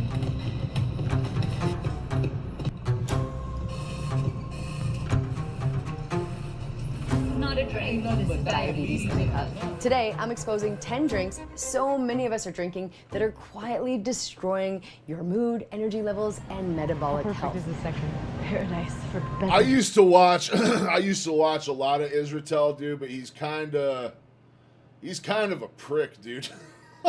Like, he's funny. Didn't a whole bunch of stuff come out about his PhD and stuff being fake too? Again, I'm not 100% on that, but I remember seeing a lot about it. I didn't look into it too deep, but I saw a whole lot of things about his PhD being bullshit and his whole background and everything being falsified. So I don't know. He's an interesting critter, though. He is an interesting critter. Consumers. Oh man. One of the sugariest things you can do. So this is kind of like 8 Krispy Kreme donuts. My favorite childhood dessert. Okay. We're officially in the healthier section. Naked green machine. Now, I used to start every morning Those with a juices naked have green so much machine. sugar. It seems So healthy, much. right? All that fruit, those vitamins. Then I checked the label, 53 grams of sugar. More than 2 Snickers bars, or the equivalent of 5 Krispy Kreme donuts. But here's what's even worse. I love how because every that- time they do the sugar drink comparison, Krispy Kremes are always the comparison. This is the equivalent of 5 Krispy Kremes, 15 Krispy Kremes. Sugar was liquid and not packaged with fiber like it is with real fruit. It was like a tidal wave of glucose flooding my body and fructose straight into my liver. And most of us are overloading our systems with sugar like this all the time. The average American consumes 17 teaspoons of added sugar every single day, and half of it comes from beverages. So today I'll reveal 10 common drinks with more sugar than candy bars and how to swap them out, plus a calculation that will blow your mind about what happens when millions of us make just one simple change. So let's dig in. Now let me I gotta explain think why about that fruit this. juice or your venti frappuccino is metabolically worse than eating a Snickers bar. Now when you eat solid food, you chew. Chewing releases satiety signals and enzymes. The food mixes with the stomach acid, slows down, and absorbs gradually. But when you drink sugar, there's zero chewing, zero fiber, zero fat. I don't want to come off as a drug dealer mentality here, but I think my ultimate goal is to try and open a soda drive-thru. You know how much fucking money there is to be made there? There's like nothing like that in the Northeast. Like the soda drive-thrus at the Midwest and Utah and all those places have. We watched that Tyler Oliveira video on it a while back. Like, dude, there's nothing like that up here, dude. That is just free money. Free money. I just need the channel to blow up so I can bankroll something like Fat to slow that absorption down. Now, liquid sugar hits your bloodstream faster than harder and solid food, causing sharper insulin spikes and can also lead to larger dips that can cause cravings, fatigue, and mood issues. And because liquid calories don't trigger satiety in the same way, you don't eat less to compensate, creating a dangerous double hit. Metabolic stress from glucose surges, plus caloric overconsumption, both of which can drive insulin resistance. Okay, so now let's name names. I pulled nutrition data straight from the brand websites so we can see Franchise is exactly sweet, what homie. we're That's drinking, what I'm saying, and I'll compare each one to a That's what I'm standard Snickers saying. bar, which has around 25 to 28 grams I of sugar. fucking So love here food. That's are the just top 10 free liquid money. sugar There's traps. nothing And number like that 10, here. Gatorade Thirst Quencher, Nothing a like that 20-ounce bottle, 34 grams of sugar. There's one place that's a drink drive-through that does coffee and they do like energy drinks, flavored energy drinks and stuff like that. Dude, that line around that place is so goddamn long. If I could do that with sodas, dude, like holy shit. 0.5 teaspoons and 1.4 Goals. Snickers bars. And it's marketed for athletes. Most of us are drinking it sitting at a desk. 9 is Coca-Cola, 20-ounce bottle, 65 grams of sugar, that's 16 teaspoons, and 2.6 Snickers bars. Number 8, Dunkin' medium frozen coffee flavored at 84 to 100. The lie is that thinking anyone's drinking a medium here. My wife's sleeping, so she won't come down here and hit me right now. She drinks the tall boys, the biggest iced coffee you can get at Dunkin'. About 3 of those a day, sometimes 4, I assume. I don't know how I'm going to break that addiction with her. I don't know how I'm going to get her off that one. 120 grams. It varies by the swirl, and 3.5 to 5 Snickers bars. Then we even have I something love like these Red Bull, comparisons. number 7 energy drink, a 16-ounce can, 51 grams of sugar. That's 12.8 teaspoons and over 2 I was always a Snickers bars. sugar-free Red Number Bull 6 guy. is I do love Starbucks Red Bull, though. Grande, I 16-ounce do love white Red Bull. chocolate mocha.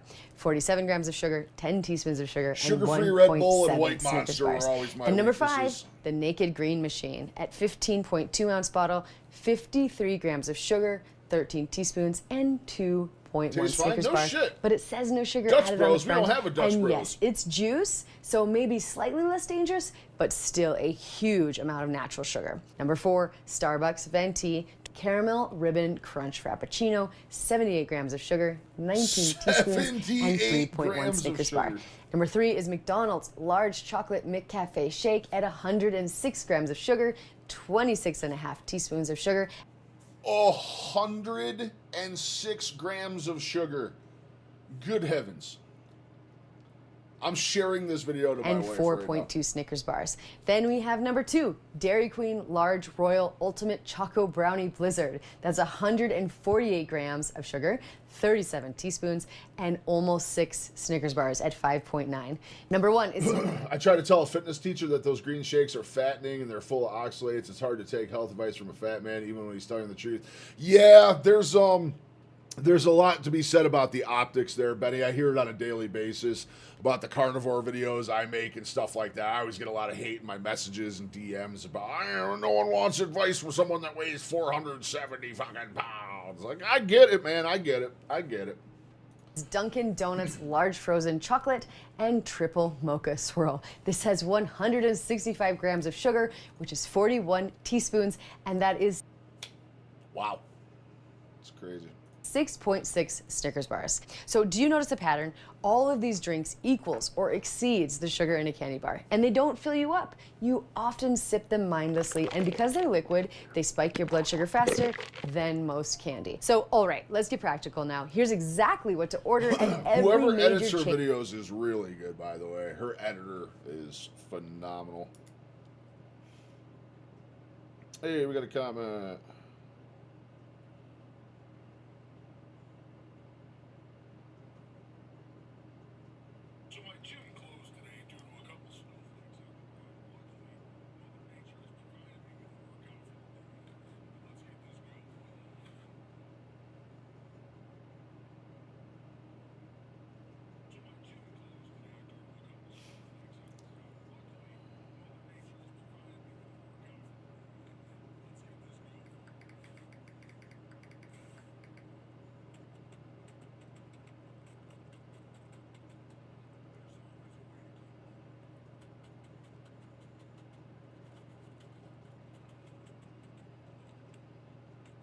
TikTok's still all fucked up, man. TikTok is all to screwed get up. all the flavor and pleasure without the metabolic damage over time. So at Starbucks, we're gonna get one of the sugariest things you can drink, and also something that's a great alternative and has very little sugar, but is still delicious. Hi, can I get a grande iced caramel frappuccino? You said a grande caramel frappuccino. Yes, please. Okay. And then also, can I get a grande Americano with a splash of almond milk and 1 pump of sugar-free vanilla flavoring? Thank you so much, you too. Bye. Okay. So here is the grande caramel frappuccino. I think we're looking at around 80 grams of sugar. So this is kind of like 8 Krispy Kreme donuts, or maybe, 3 Snickers bars almost. Should I taste it? What bars? It's just so much. Yeah. I don't Little drink sugar emphasis like on the this, so it'll be syllable there. interesting. But we'll see.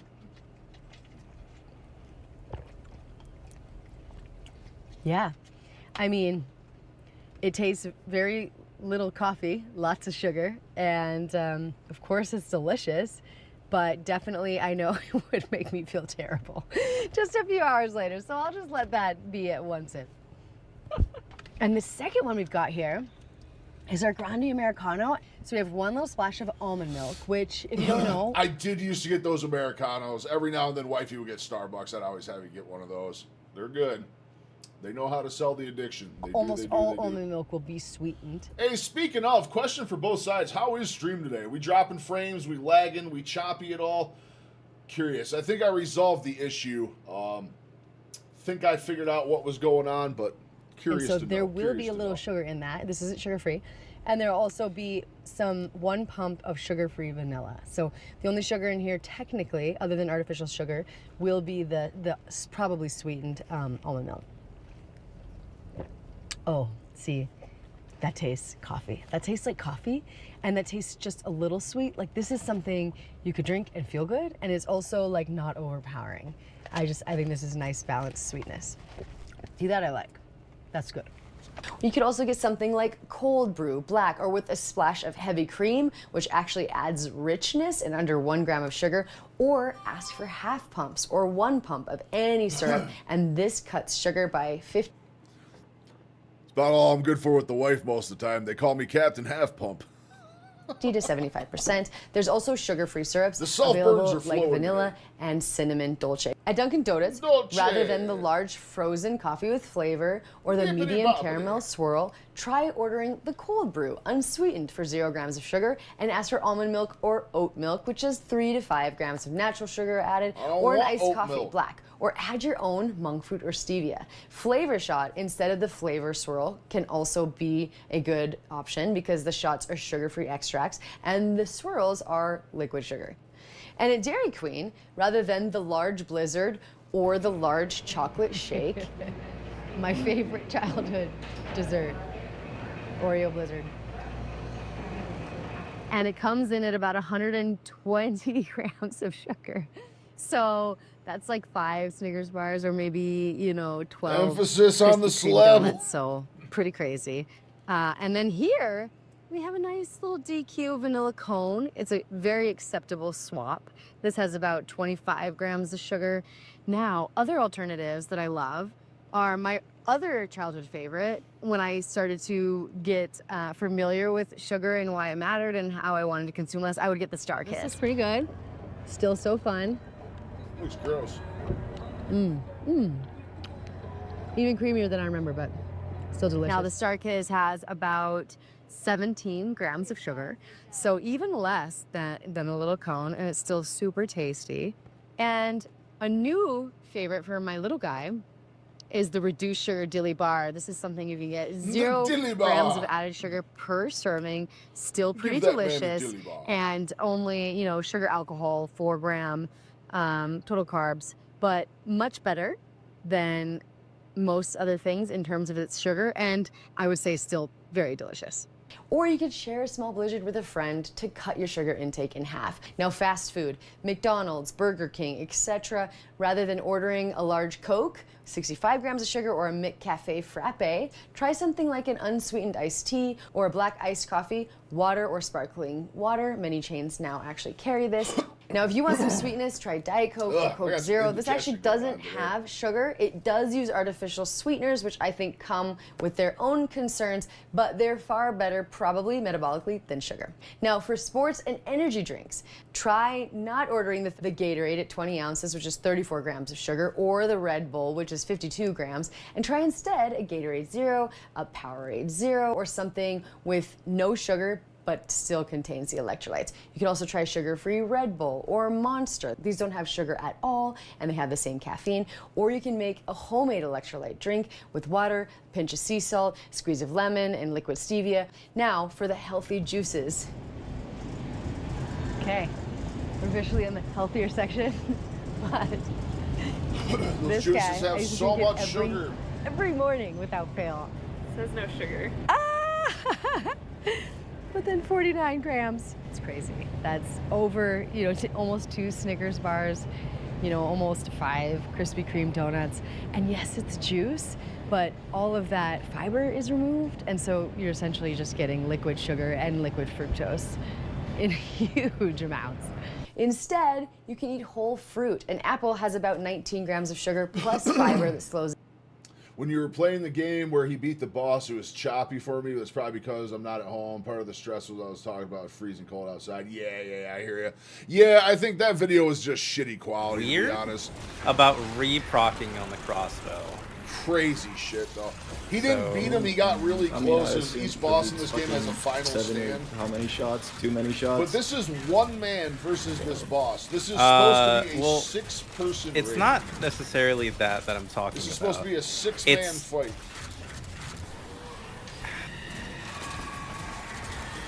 I wish I had a shiny without fucking. Actually, I do. I'm pretty sure I have a shiny with different bullets. Oh my birch.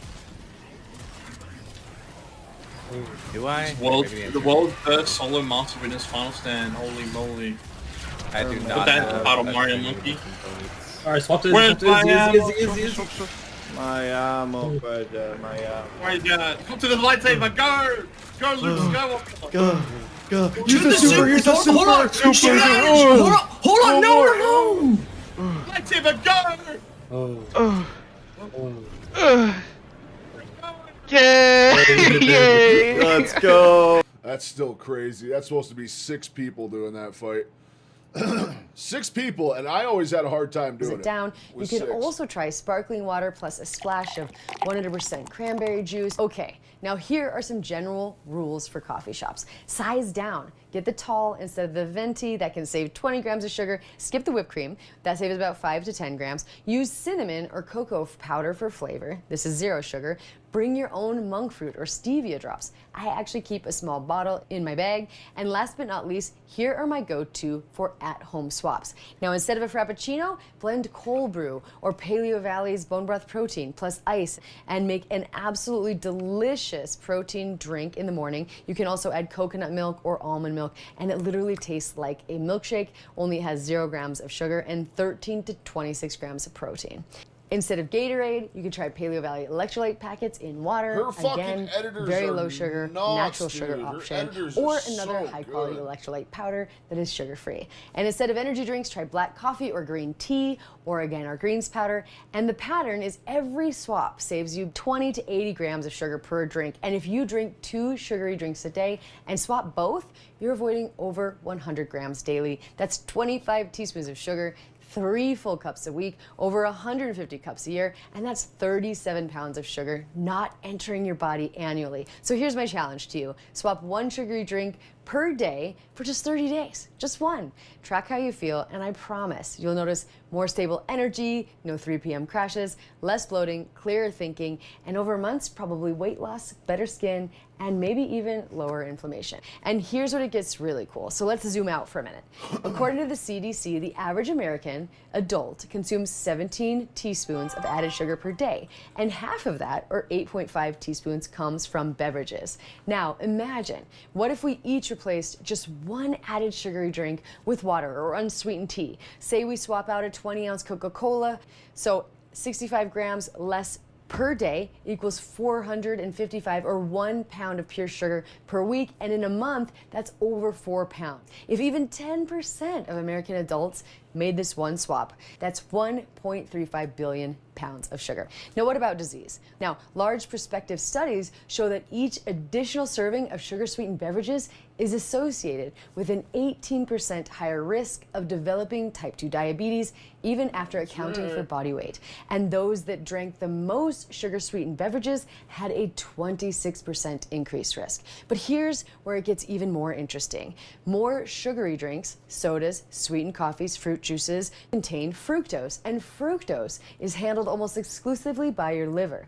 Experimental research suggests that excess fructose can contribute to the risk of developing type 2 diabetes by driving fat production in the liver, or de novo lipogenesis, raising triglycerides and promoting insulin resistance over time. Bottom line, liquid sugar is absorbed faster, bypasses satiety cues, and uniquely stresses your liver. That's why study after study links sugary drinks, but not candy bars, to obesity, diabetes, and even an increased risk of cardiovascular disease and maybe even mortality. In fact, a 2025 analysis revealed that in 2020, 2.2 million cases of type 2 diabetes and 1.2 million new cases of cardiovascular disease worldwide were due simply to the consumption of sugar-sweetened beverages. And it can also negatively impact brain function. Researchers also shown sugar-sweetened beverages may lower brain volume and performance in just a few weeks, raise the risk of depression, even suicidality, and there may even be an inverse association between the number of sugar-sweetened beverages a mom drinks during pregnancy and her child's IQ at ages 3 and 7.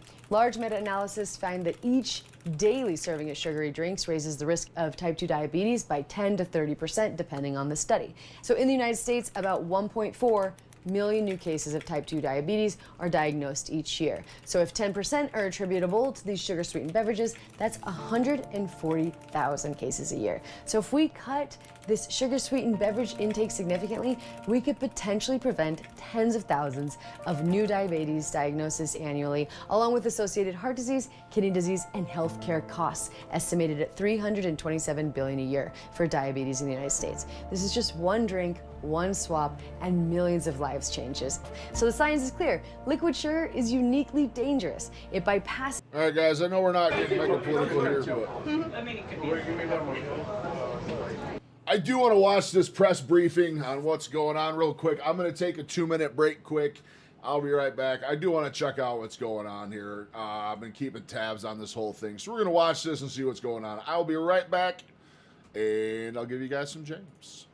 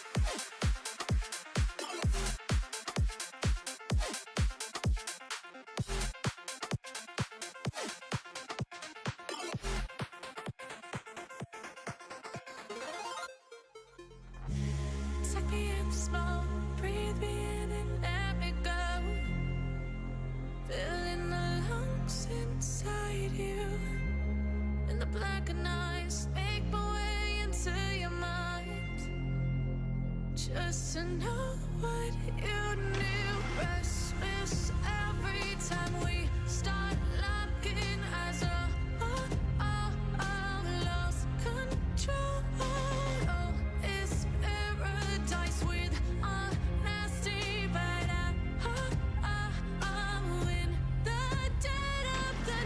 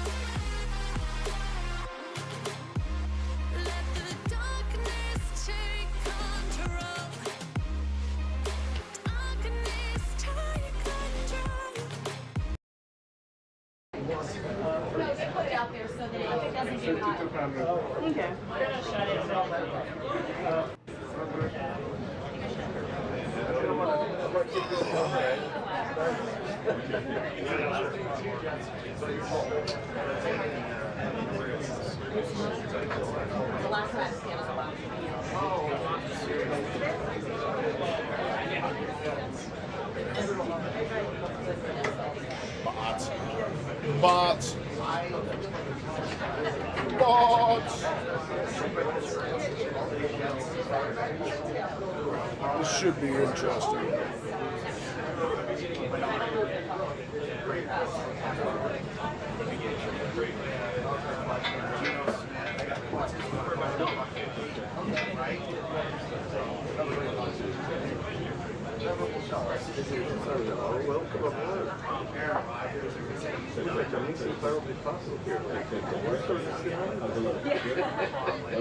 I was waiting for the last minute because I'm like, I'm sure it's cold in there. Thank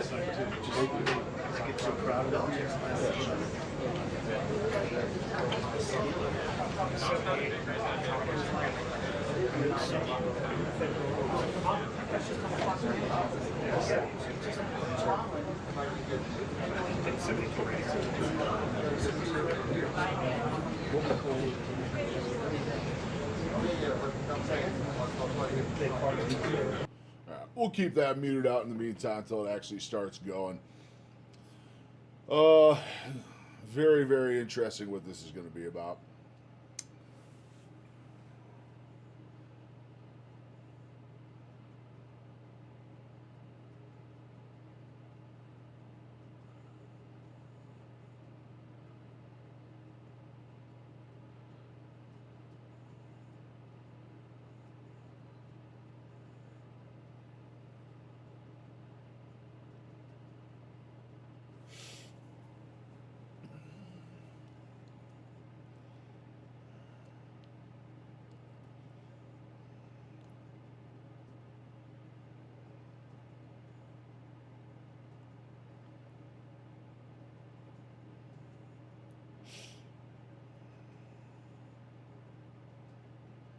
Interesting. So Brian Johnson's got a post right now.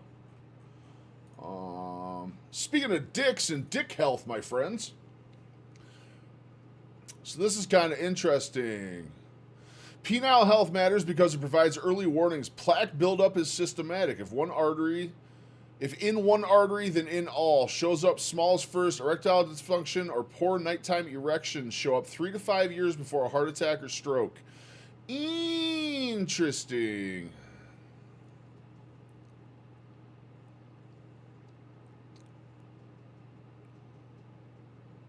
Most interesting. Penile health. Most important, my friends.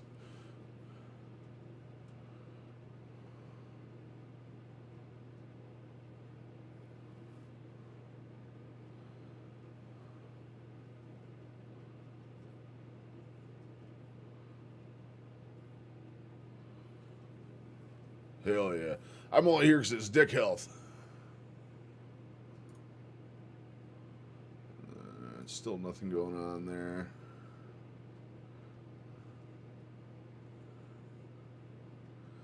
I've had erectile dysfunction since 16, 12 years later, no heart attack. Oh my God.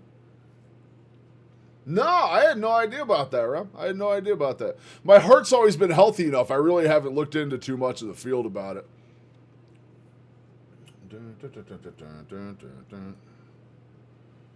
Keep this down here so we know what's going on. Most interesting. This I did not know.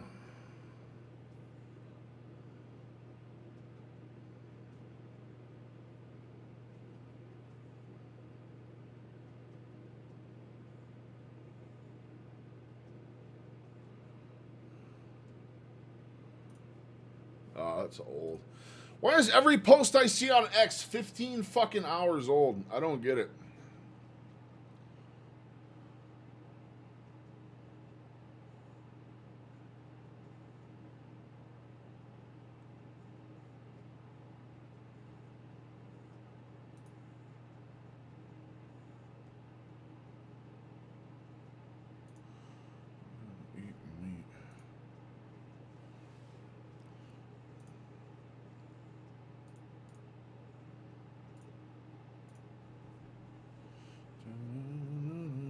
Ribeye and rosary. Why is that bread so sad? Where was the bread? Oh, God, that was so long ago. Oh, shit, rocket launch.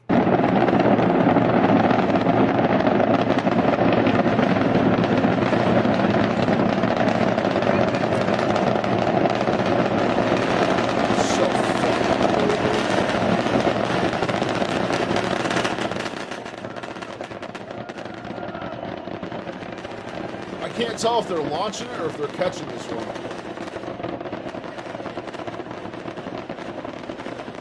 That's launching.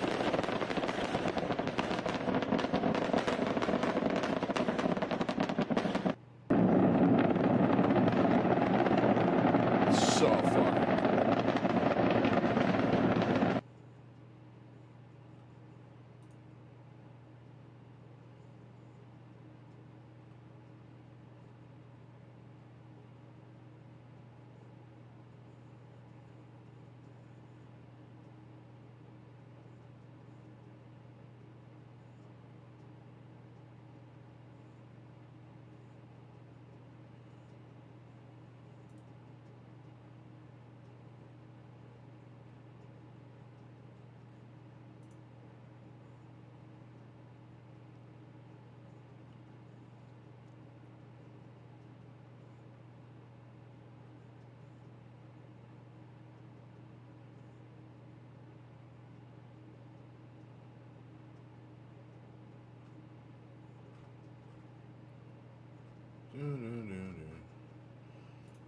Is Ethan talking about women?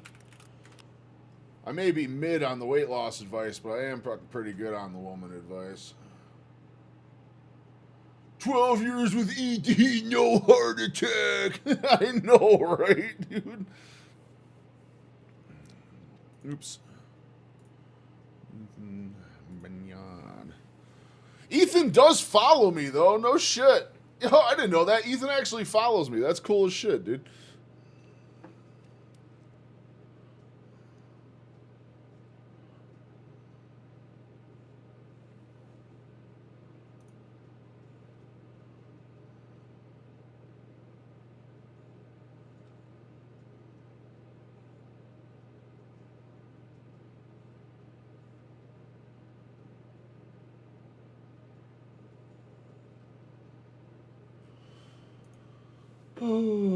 I've tried to get a hold of Ethan super hard. I'd love to talk with him. Just have a couple minutes to talk. Not even on cam or anything.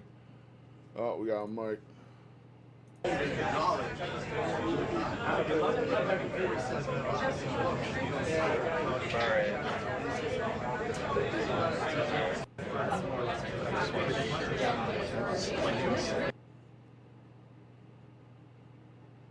Oh, it already happened.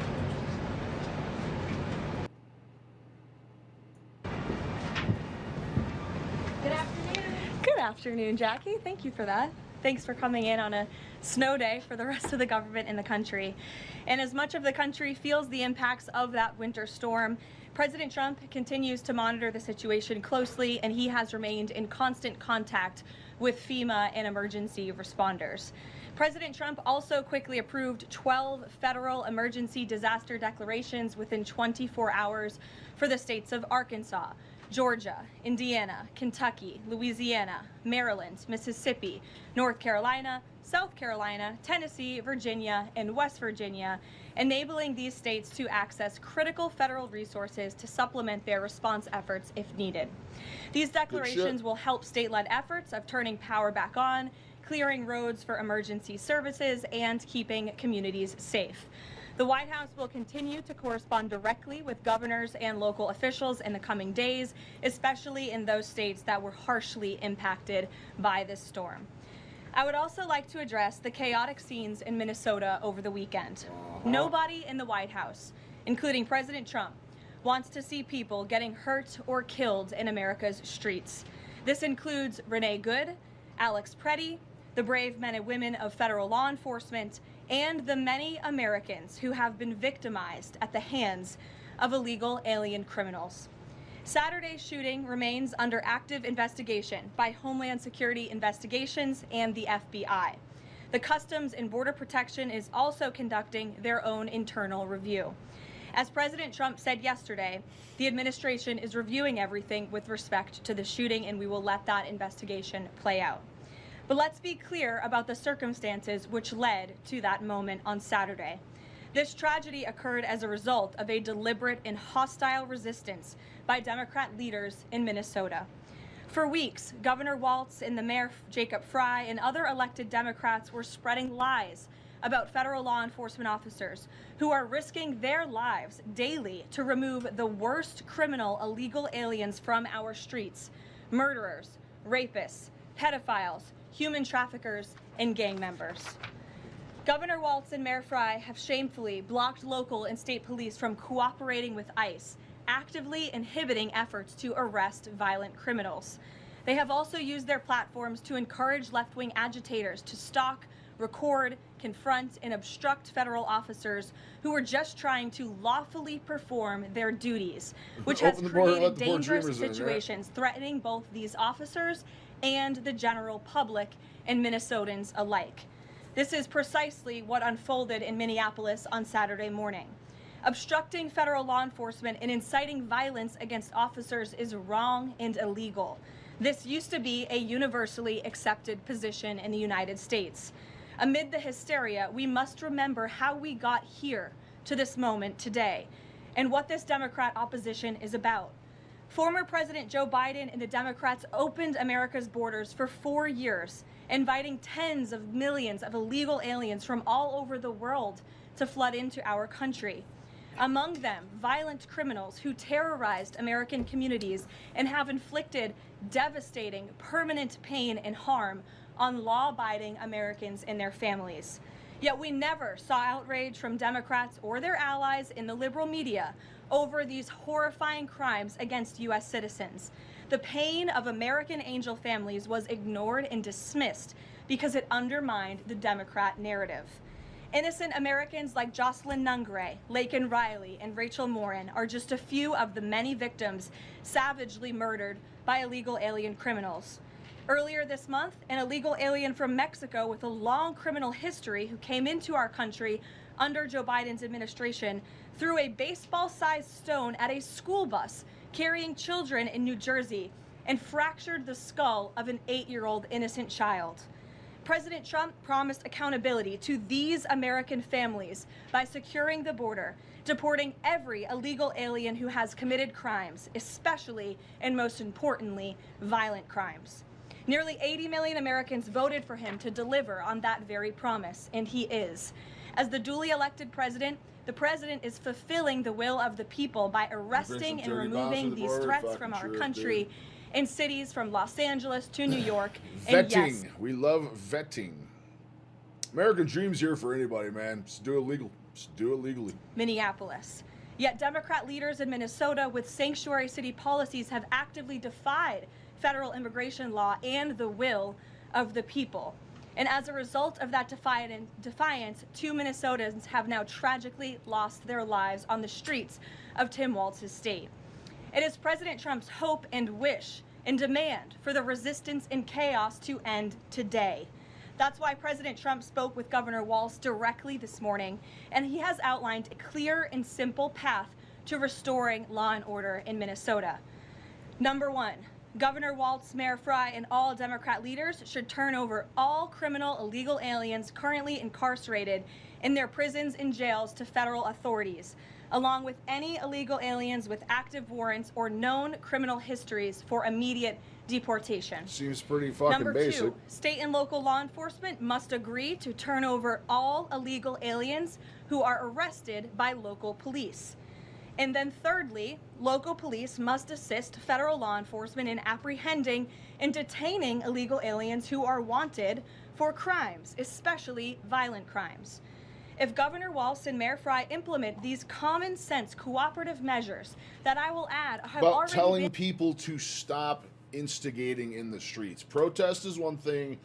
This level of instigation and interference needs to end, and none of these fucking elected officials out there are doing anything about it except fueling the fucking fire. That's what needs to stop. The people who are on the streets interfering, agitating, doing all this shit, there actually needs to be consequences. There needs to be consequences. Arrest people. It's not fucking difficult. Been implemented in nearly every single other state across the country. Customs and Border Patrol will not be needed to support ICE on the ground in Minnesota. ICE and local law enforcement can peacefully work together, as they are effectively doing in so many other states and jurisdictions. Additionally, President Trump is calling on the United States Congress to immediately pass legislation ending sanctuary cities once and for all. American cities should be safe sanctuaries for law-abiding citizens only, not for dangerous illegal alien criminals who broke our nation's laws and do not belong here. We hope Governor Walz will do the right thing and continue to work with President Trump to keep the American people safe following their call this morning. Americans overwhelmingly want exactly what President Trump is delivering: strong borders and strict immigration enforcement against the worst illegal aliens, of which there are still hundreds of thousands to deport from the interior of our country. The most peaceful way to carry out this vital public safety mission is for Republicans and Democrats to do it together, and for state and local law enforcement to work together with federal law enforcement. We want to let cops be cops. You wouldn't know this continues to be a very popular policy position from the biased media coverage over the course of the last few days, but polling shows huge support for this exact thing President Trump is calling for. More than 80% of Americans favor deporting illegal aliens convicted of violent crimes. A country unable to deport criminals who enter it illegally is no country at all. The open borders agenda of Kamala Harris, Tim Walz, and the Democrats was already on the ballot on November 5th, 2024, and it was resoundingly rejected. President Trump will never back down from his promise to deport violent criminal illegal aliens and make America safe again, and he welcomes all cooperation in that effort. We'll see if I can get through this shit without coughing my ass questions. off. And Jordan Conradson, why don't you kick us off today? Thank I you was for being hoping here. for something a little spicier than Jordan that. Conradson from Gateway Fund. I have a few questions. Real question, by the way, why is Tim Walz not in fucking chains already? He's basically committing sedition out there with how he's fueling the flames of the fucking fire. Notice how this is all happening where $18 billion worth of fraud loosely was discovered recently. Make it make sense, guys. Make it make sense. First, with respect to the shooting in Minneapolis, we're seeing massive outrage from mainstream media and the left, but I'm just wondering, where was that outrage when Ashley Babbitt, an Air Force veteran, was executed by Capitol Police Officer Michael Byrd, who she posed no threat to in the U.S. Capitol? Well, you raised a very important point, which I also believed I just raised as well in those opening remarks, in that there has no doubt been selective outrage by the liberal biased media in picking and choosing victims and highlighting their stories. And as I've said, President Trump does not want any Americans to lose their lives in the streets of America and in American communities across the country. He believes what happened on Saturday is a tragedy, but every life is equal to President Trump, and that's why the lives of Laken Riley and Jocelyn Nungray continue to matter to him and be an utmost priority to him to this very day. And it's unfortunate that we did not see the same type of sensationalist media coverage over the tragic deaths of those innocent American women and girls across the country as we are in the wake of this tragedy that took place on Saturday. Gabe.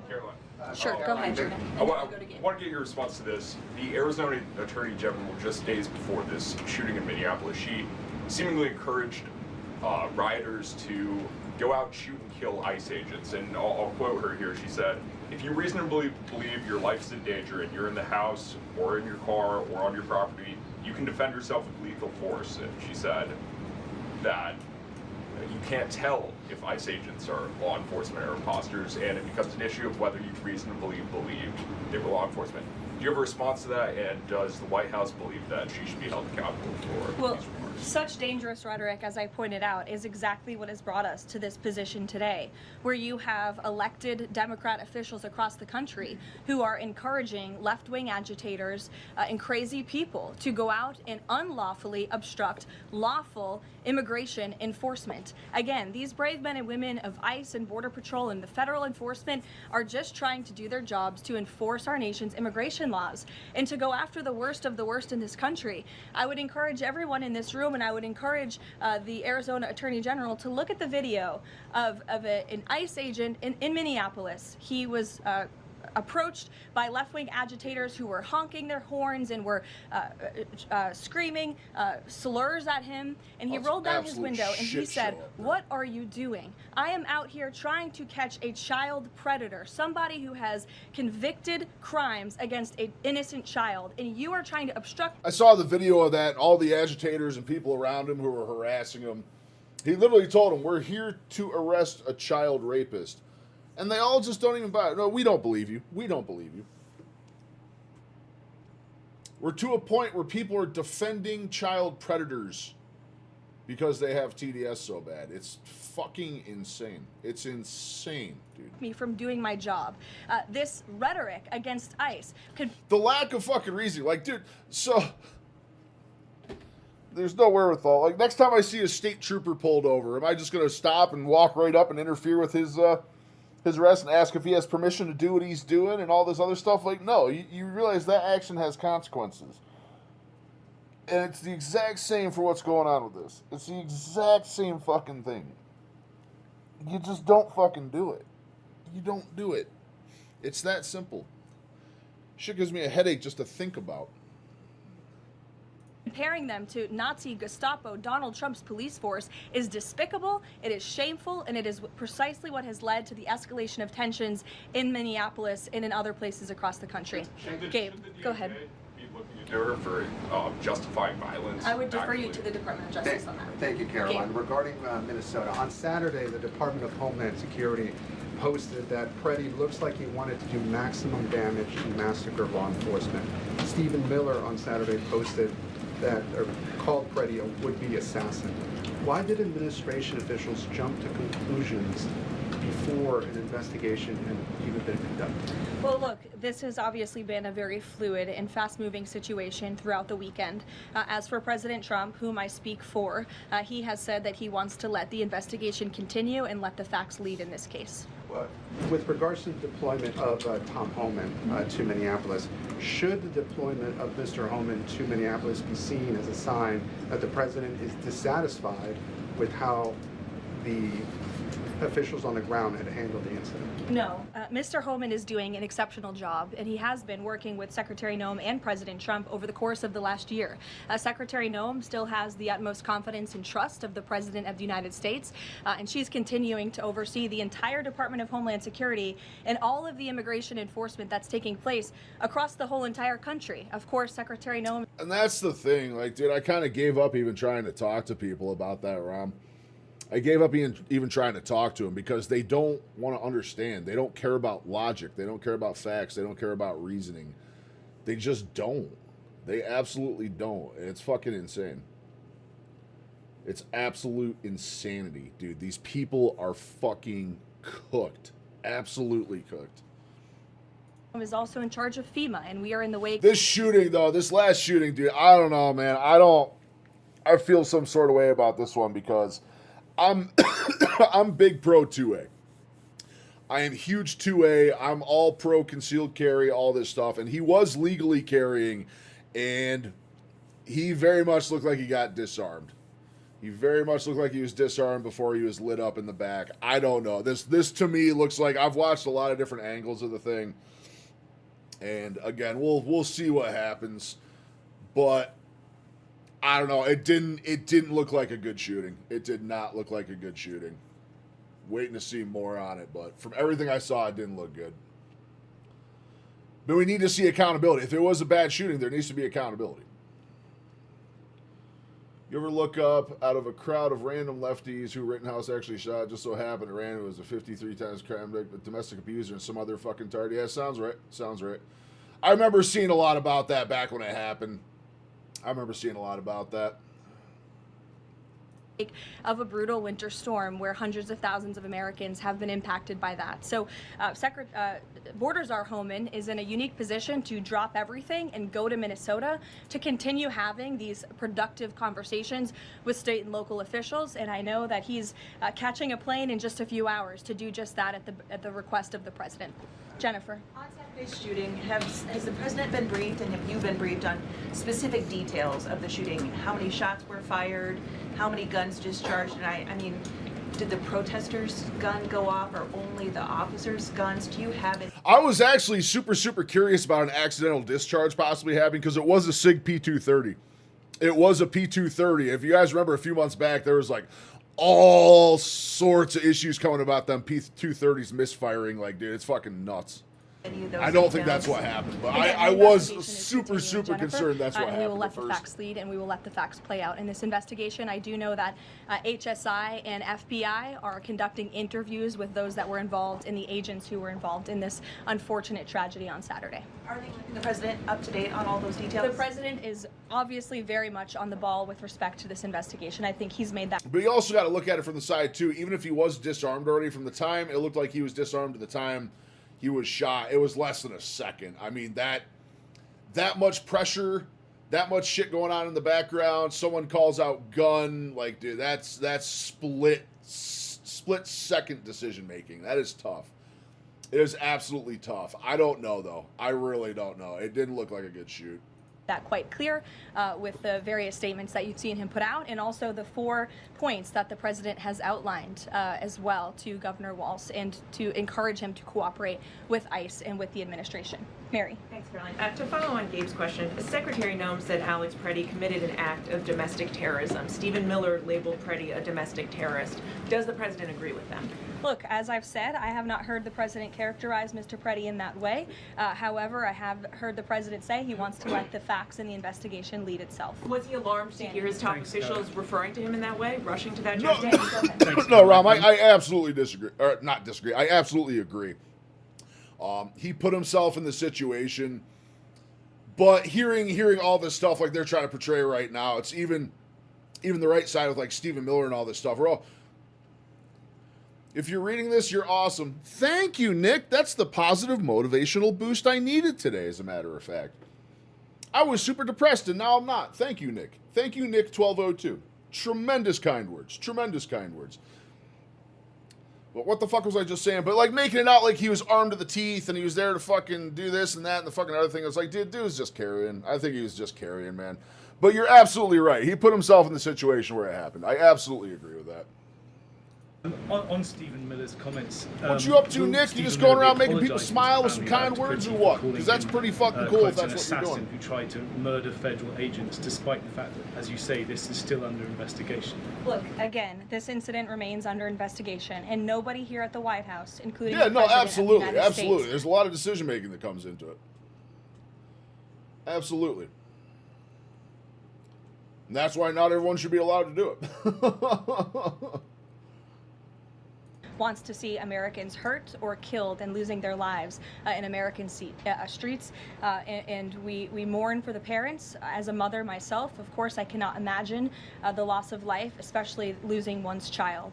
And that same empathy from the president goes for the parents I don't know what that angel last one, families, I don't know. and parents I of think he victims of probably illegal could've just been alien carrying, crime dude. across our country as well. And that's exactly why the president continues Time to will be tell, Benny. wholeheartedly Time will committed, tell on that one. to deporting the worst of the worst criminals from our country. Maybe he's just doing a drive-by compliment. Oh, no, he absolutely, yeah, you had to know the risk going into it. You do. But I don't think that's a detriment to not carry. I don't know. It's a really tough situation. It's a really tough situation. But you're right. He absolutely is the one that put himself in that situation. But I don't know. It didn't look like a good shoot. Again, it was split second with just utter chaos going on in the background. I think the biggest thing and the biggest takeaway is fucking, dude, the people out there in charge need to tell people to get off the streets. Peacefully protest all you want, but they need to get off the streets. You can't block the streets. You can't interfere with investigations. And none of these leaders out there are saying this. None of them are. Yeah, Tim Walz has said a few times, be peaceful, be peaceful. Well, you're not telling people to stop interfering, get out of the streets, and stop blocking traffic and all this other stuff. Do civil disobedience against the police. I wouldn't take my gun for exactly why he died. Yeah, no, absolutely. Why don't absolutely. we go to the back? Kelly. Caroline, does the president believe that the killing, though, was a mistake? Has he expressed that at all? Again, the Don't president take your has guns to said, town, boy. we have to review it, and this investigation needs to continue, and he's letting the facts on the investigation lead itself. Does he want the body camera footage to be released to the public? Now, that's not something I've heard the president commit to, so I won't do that from the podium. Sure.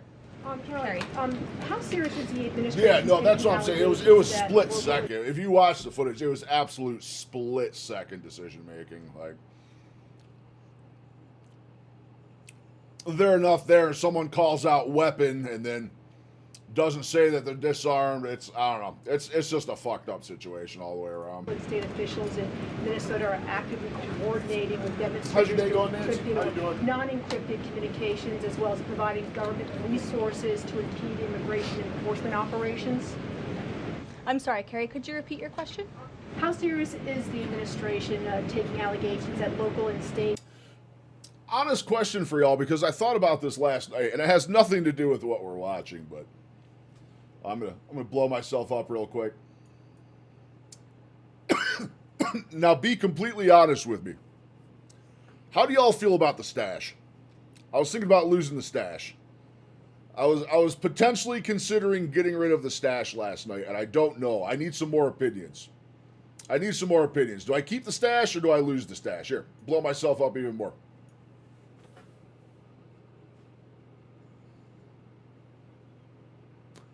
Lose it, keep it. Great stash, love it. All right. The wifey doesn't want me to cut it.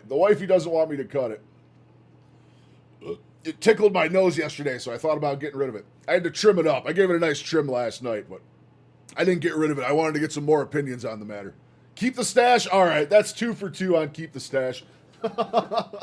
Me and my buddy both decided to do a stash at the same time, so I can't be the first one to bow out of it. It's getting fuller. I have that weird spot. I have the spot in the middle that it just doesn't grow in.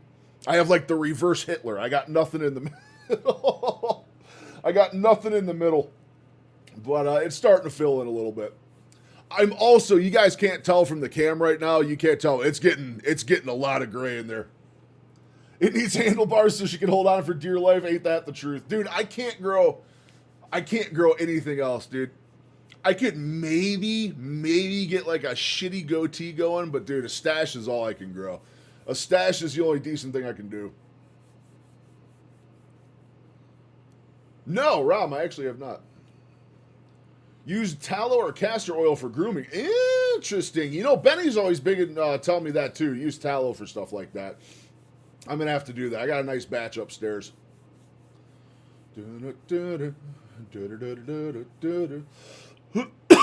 Excuse me. Sorry for all the coughing today, guys. Sorry for all the coughing today. It's super, super dry in my house. Oh, you know what?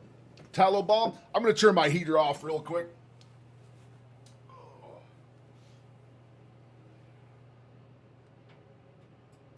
It'll probably make it a lot quieter in here, too. I've had my electric heater. I'm down in the basement. I have a big electric heater built into the wall down here. I've been running that for like, how long we've been streaming? Almost 3 hours I've had that electric heater going. So that's probably why it's so dry in here right now. Also, come to think about it, I have a nice beeswax candle going for scent right now, too. So there is that. Minnesota officials are communicating with demonstrators to basically impede immigration officials. Well, we've definitely seen active organization amongst these left-wing groups, Carrie, and it is something that I know the FBI and the Department of Justice are looking into. Again, it is illegal to unlawfully obstruct lawful... That's enough of that. I was expecting some bigger news out of that. We're not going to watch all the questions and stuff, but I was expecting some bigger news, maybe some officials actually seeing accountability, but, you know, that just is never going to happen, so... I'm watching this again. This is so cool.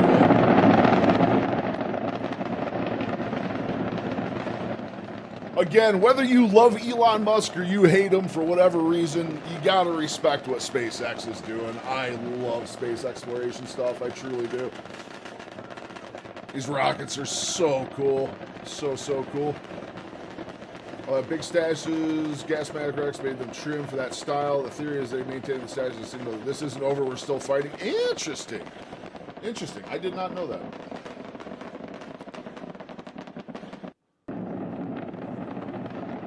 God, that's so cool. Is there any other SpaceX stuff?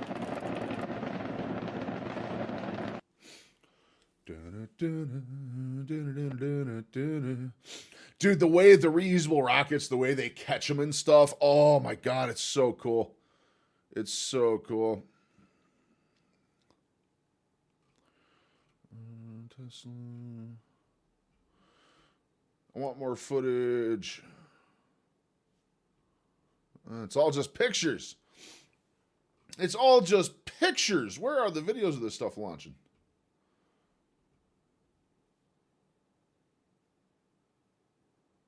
Oh, here we go. Landing like deploy.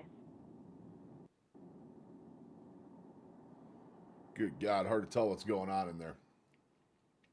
Stage 1 landing confirmed. I can barely even see that one. 8, 7, 6, 5, 4, 3, 2, 1. Ignition. And liftoff of Falcon 9. Go SpaceX, go NRO 105. What are those at the bay? Those are just water turrets to probably reduce the smoke from liftoff, right? M1D chamber pressures are nominal. I love the word nominal, too. Nominal's such a good word. 8, 7, 6, 5, 4, 3. Pretty cool. I want to see him catching them again. Do. Man, they don't have many good ones on here. What the fuck?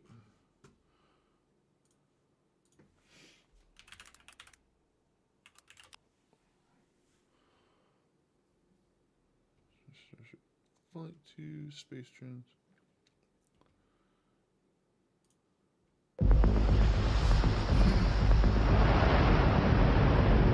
It's one of the ones where they catch it. Members, this is the final go no go poll for operations. Raptor 1. Raptor 1's go. Raptor 2. Go. Stage 1. Go. Stage 2. Go. Flight directors go for launch. We have liftoff.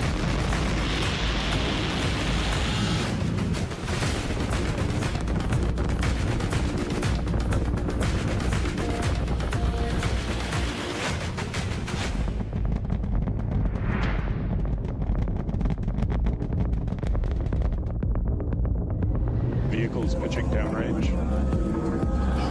Absolute one of my big bucket list items. I want to see a rocket launch. I truly want to see a rocket launch. That would be so cool to see.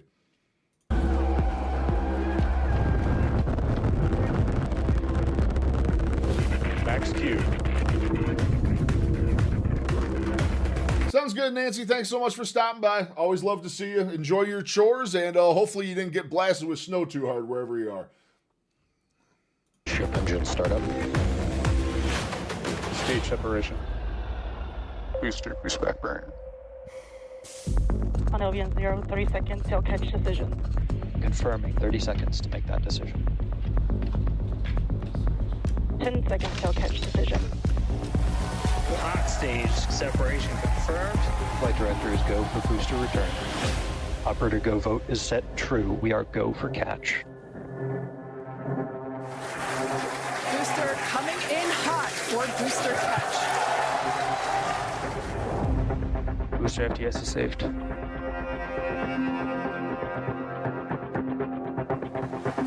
Oh, I hope we get some volume on the back burner.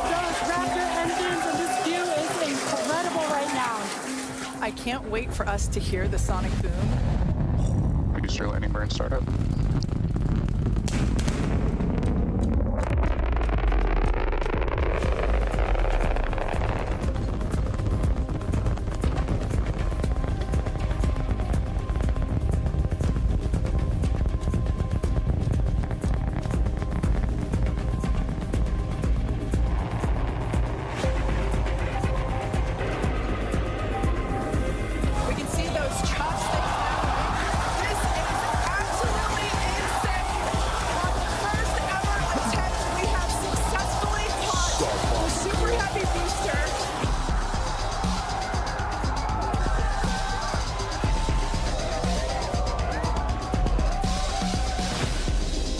Villa has caught the booster. Ship avionics power function nominal. Starship has entered the atmosphere. Starship is approaching the peak heating phase of entry. Landing bird startup.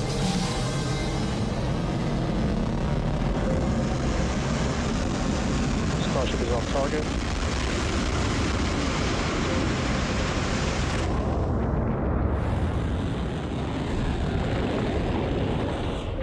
Starship has landed.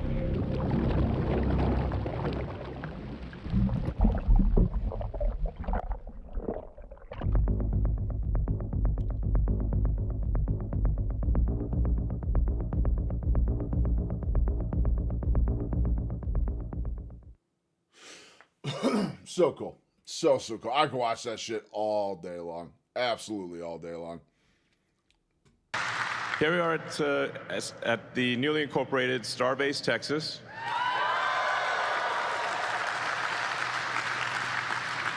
This is... Dude, I need to get a video up. I actually got 117 views on that. Not bad, not bad.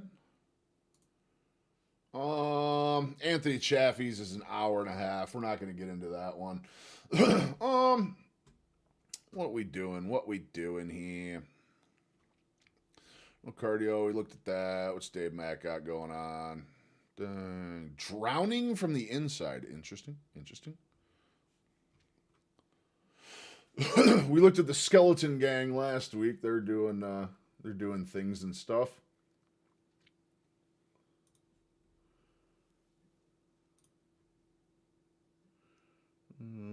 Just lung cancer. But ground beef chief, we haven't heard from him in a while.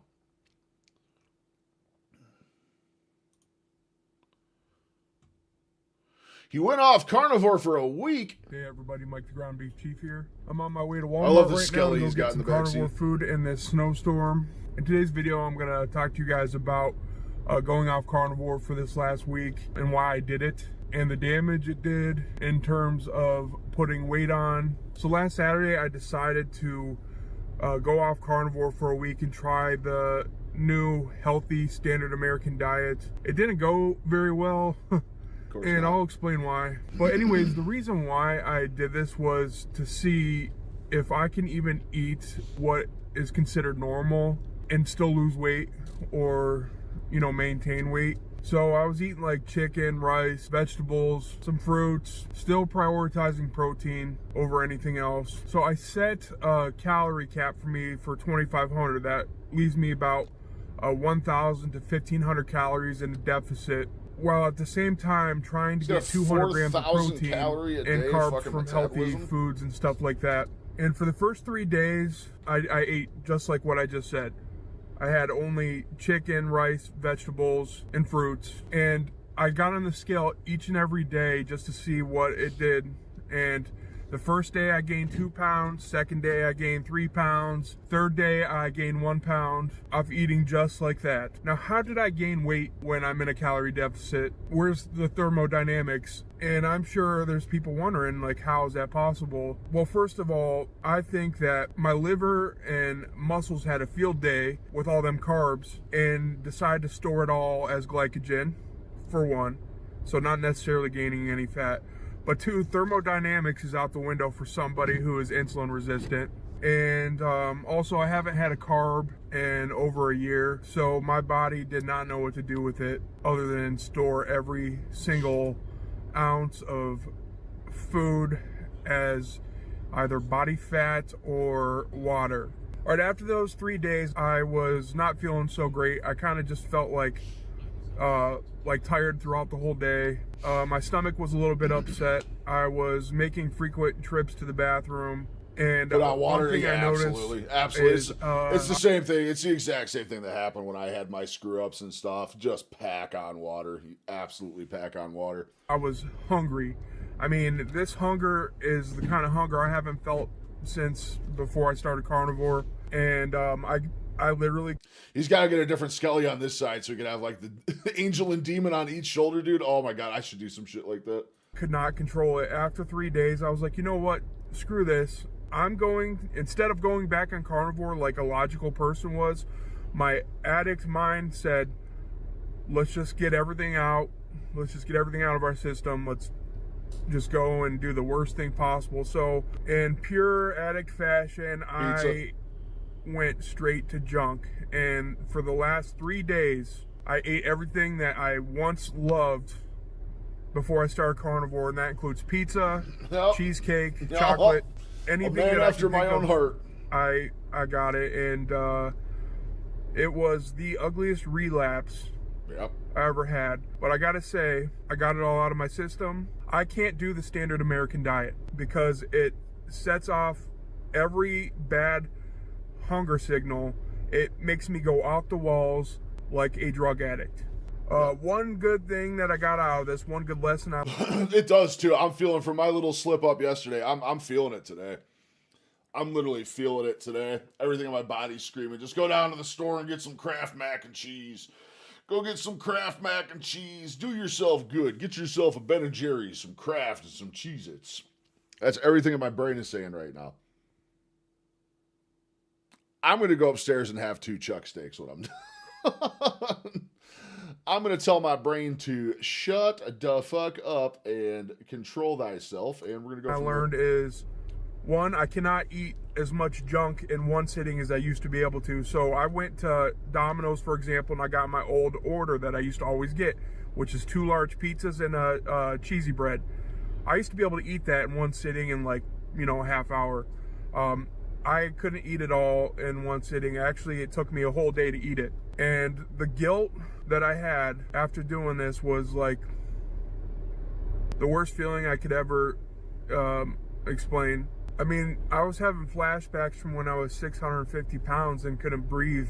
Yeah. Although that was in the back of my head the entire time, I kept going, So now I know what it feels like to relapse. It was not worth it. I feel hungover. I have aches and pains throughout my whole body. Some things that I noticed when I was eating like that was I pooped a lot more. The poop hurt coming out. My urine was like cloudy. It was like, instead of being like a yellow painful Duke ain't good clear, for no one. it was like white and cloudy with just a little hint of yellow. So I thought that was weird. My eyesight started to go a little bit blurry. And my blood sugar, when I was just eating the chicken, rice, and vegetables, only went up to 140. When I went off the rails, the worst blood sugar reading I got was 300. In the past, my blood sugar would have been up to like 400 or 500 from that. So there's at least there's an improvement to the diabetes when my blood sugar was, I didn't take it yesterday because obvious fucking reasons.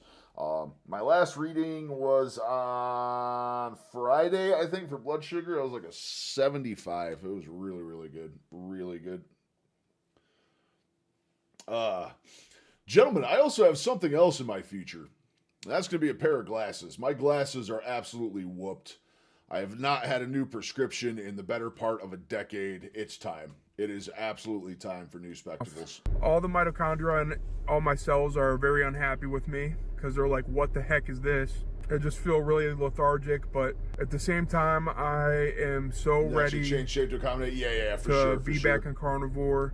I haven't been this excited to get back on carnivore since I started. And that was only 6 days worth of damage, you guys. This last 6 days has reminded me that the work that I've put in over the last year is so impressive. How I'm able to fight these cravings away is really a gift. And I'm never going to do that again.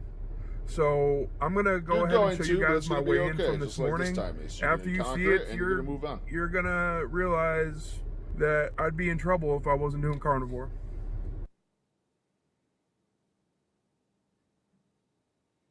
He is. He's a beast. He's a beast. He's down what? Like over 200, right? Close to 200, yeah.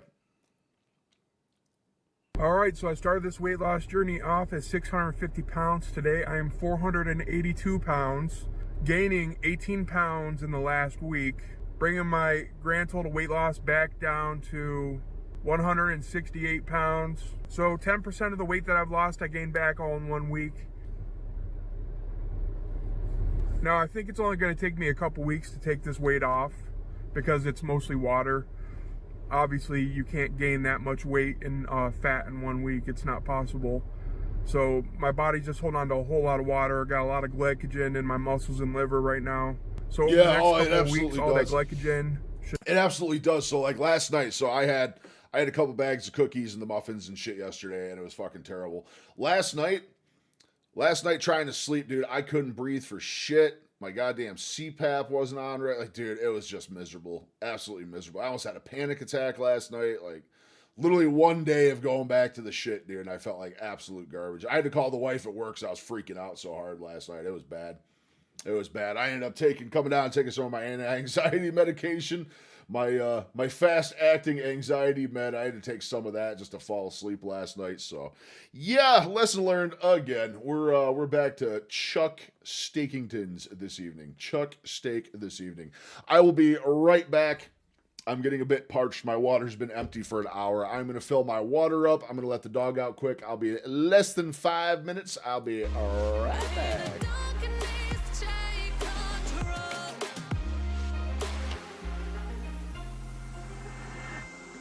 Take me in the smoke, breathe me in and let me go. Sink to your heart to find you. Open up your eyes till you're blinded by the lies, so you can see what you do. Restless every time we start locking eyes. Lost control. Oh, it's paradise with honesty, but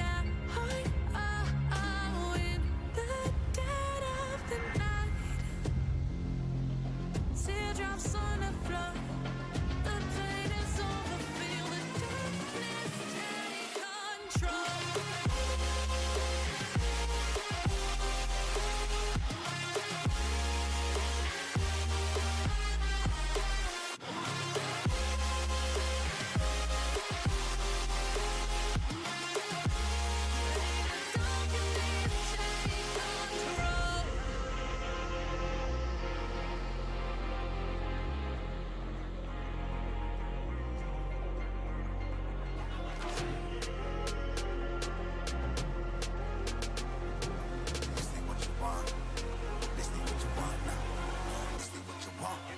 Who alive can't put me in a box. I redefine any definition you got. I am the tiger, I'm making steps to the top. The flames, I whip it up, you just gotta hand me the rock. Take a seat, you cannot stand it. All I know, the flow harder than a Scotch bunny. Don't try studying me, you cannot manage. This ain't what you want, bitch, I'm a fucking phenomenon.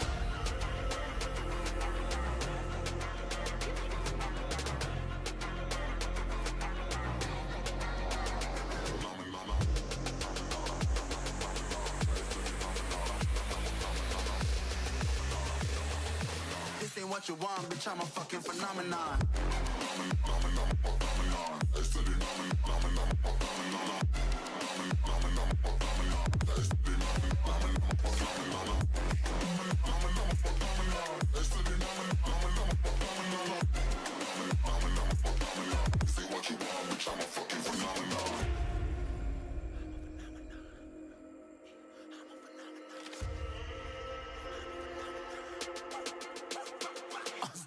Yeah, you better listen. I'm bringing heat. You'll be a fan when I start rapping. Way I'll have your fucking head spinning. I'm known as spit vicious. Release bombs and go tick tick. Boom, you blow me that head missing. I'm a phenomenon. Stacking cheese like it's Parmesan. 8 different flows, call me Octomom. I'm moving fast like the Autobahn. And I'm independent, so I'm not your fucking starving like it's Ramadan. Sick, twisted, gifted. Can't copy, printed. Can't hold me down. I shape shift, I'm liquid. I killed this beat, I might get convicted. They know how I move, it was predicted. Persistent, spoken into existence, so consistent, no assistance. Hear me once, become addicted. If I rap it, then I live it. There's no cap when I be spitting this. This ain't what you want, bitch, I'm a fucking phenomenon.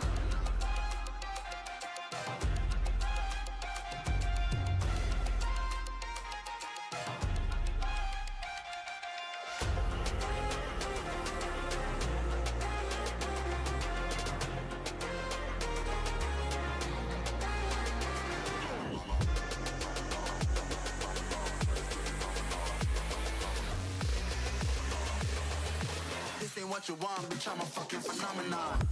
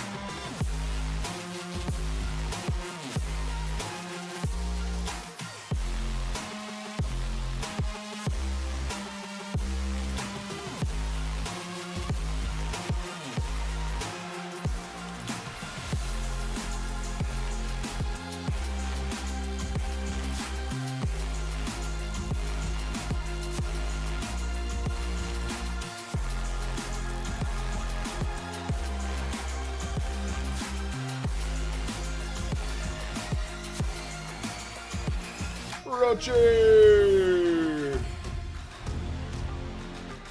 What's up? What's up? All right, we're back. Get depleted. I should be back into How's the day going, ketosis Roche? and back to losing again. You guys are looking at the face of regret. But anyways, let's go ahead and go to Walmart, and I'm gonna go ahead and go in there, get some carnivore groceries for the next couple weeks. I'm on a $200 budget for 2 weeks of carnivore food, so I'll see you guys in the store. This is the current weather conditions right now. You can't even see the damn road.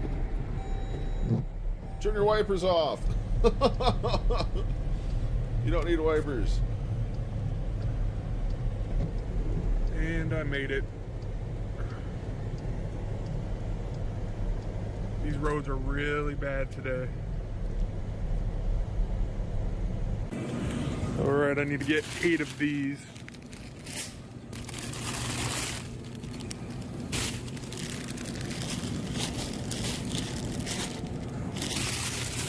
Beef Bordeaux.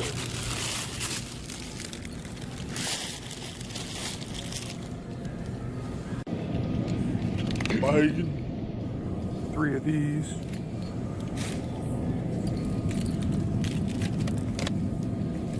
Oh, this one doesn't look right. Just have to get this brand. Look at them labels, though. Bacon, you gotta check them labels on bacon. Nutella, what's up? How's your day going? And 2 of these. Man loves egg. I miss egg. That's everything. I want to embrace the might of egg again. I can't. All right, you guys, I made it back. Can't.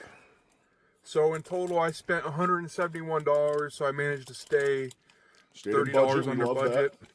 So in total, I got 96 80-20 burger patties, 72 eggs, 9 pounds of bacon. So what that translates to is the next 12 days, this is what I'm going to eat. I'm going to have 2 meals per day. Each meal is going to have 4 burger patties, 6 slices of bacon, and 6 eggs twice a day. I expect to lose about 5 or 6 pounds a week over the next 2 weeks. Based on those macros, the weight should come off pretty easy. But the most thing to remember, you guys, if you guys ever go off carnivore, just get right back on. You don't have to do a 3-day fast or whatever before you get back on. Just get back on. Dropping frames. The very next day, just eat what you usually eat. You don't have to do anything special. Says just right on it. pick up right where you left off at. That's the most important thing you can do if something like this happens. I can tell you guys this, the way I justified it was, okay, I went over a year without a carb, so I'm just going to do this for the one time. And I don't suggest anybody do what I did, at least not as long as what I did. It'll set you back quite a bit. It's hard not to. It's a snowball effect. Every time you go off of cardio, it's going to be a snowball effect. But at the same time, you might learn a lesson. So I got to say, I'm pretty excited to get the ball rolling again. It's only downhill from here, you guys. I'm not going to let this get to me. I know in a few weeks I'll be right back where I was, and I'll still be losing. And I have no cravings because I literally feel like crap from eating that junk. Yeah. I just want to get back to eating like carnivore again. I've never missed right back around. Carnivore more in my life, and that's a good feeling in itself. But all right, I'm going to close this video out, you guys. I want to thank everybody who went and checked my stepbrother's channel out. His old YouTube channel got deleted because he violated YouTube's terms of service. And so this new channel, instead of doing what he was doing before, he just plans on taking his wife and the rest of his family on vacations all around. If you guys have any interest of, traveling in different places in the world, you can go ahead and check out his channel. I'll leave a link in the description. I want to thank everybody who watched this video, and I want to thank all my subscribers and all my members. You guys helped me out tremendously. I want to thank everybody who uses my referral code to sign up for Upside. Every time you guys use that Upside, I get paid 10 cents. And I've been making some money off of Upside. It's not very much, but it adds up over time, The more people that sign up for Upside using my referral code, the more money I get. I get paid 10 cents every time you use it for the rest of time. If enough people do that, that can be life-changing. So I'll leave the link for my Upside referral code in the description. See If video you about haven't sous ever vide used steak? Upside, I didn't. you can download it, sign up, Would you throw it in Discord? enter my referral code in the app, and both you and I get an additional 15 cents cash back per gallon of gas for the first fill up. When you use it to buy groceries, you can save a lot of money. So I use Upside every time I go out. I'm using Upside. But thanks for watching, you guys. I'll Whose see you video guys was it, again Roger? next week. If you guys are dealing with this bad weather, I want you all to be safe, and God bless.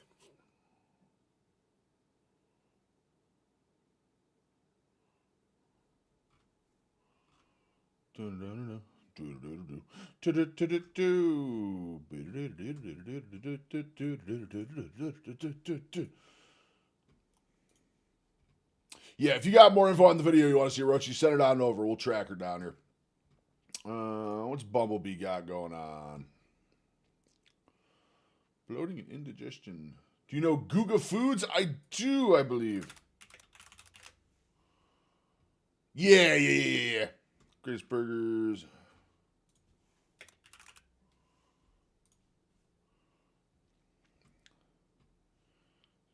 Music cook. Oh, man.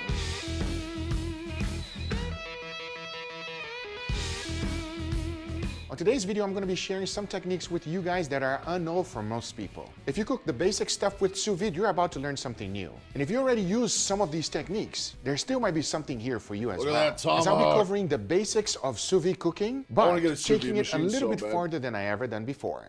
I'm going to be cooking 3 different steaks. The first one is pretty simple, basics, what sous vide is all about. The second one, I'm going to be using something you might never heard before. It's called sous vide express, but most people call it delta cooking. And on the third steak, we're going to explore the best possible method to cook a beautiful Wagyu tomahawk steak. There's a lot to learn, so enough talking, let's begin.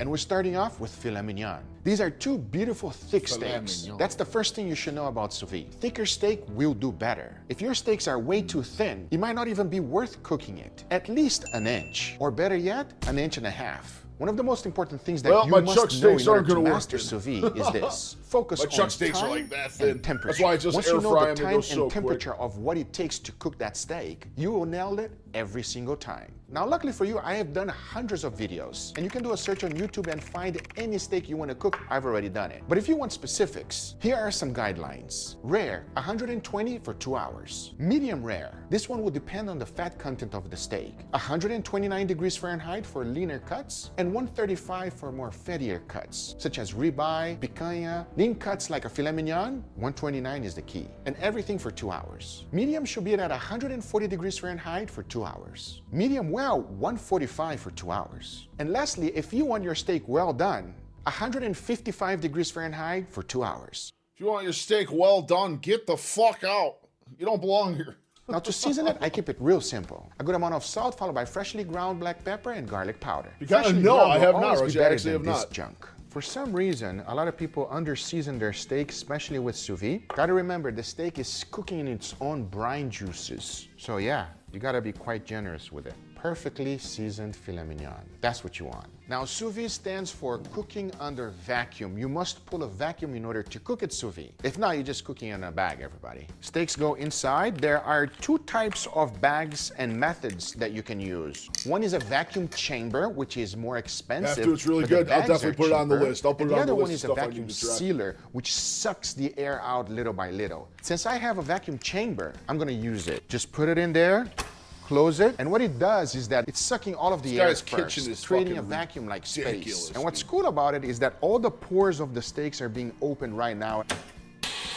See, it allowed all the air to go back in, and it's perfectly sealed.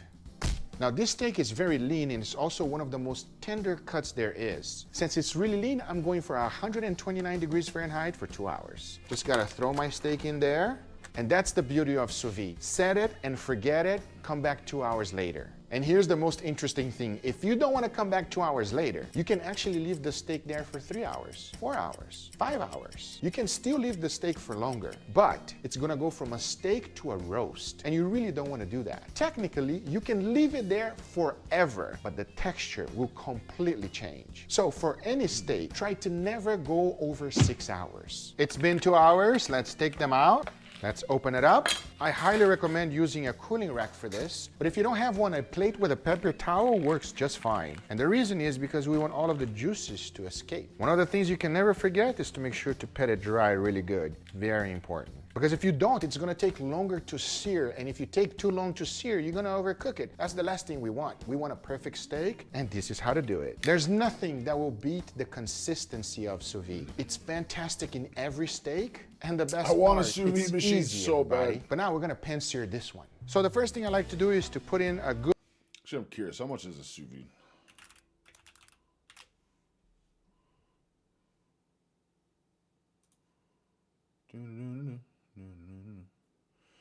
New 11-liter Touch. How much are these things?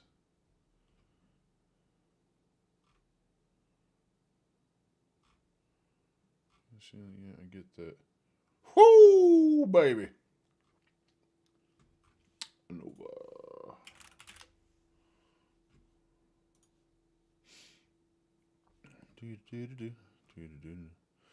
Precision Cooker Pro. Vacuum sealer, and then, god damn.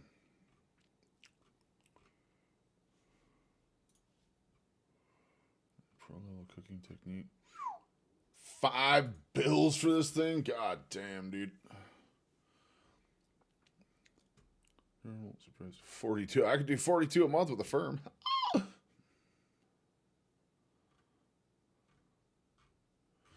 Interesting. We're going to bookmark that. 2 wheels. They have cheaper models? Gotcha. I just bookmarked it. I'll look through here in a little bit. Oh, Vision. Oh, okay, so they got a bunch of different ones. Food and dessert to experience and share meaningful moments while making meals they love. Hell yeah. Sous vide. Family $229, $429, $99. Also, vacuum sealer, there's generic ones you can buy at supermarket. Gotcha.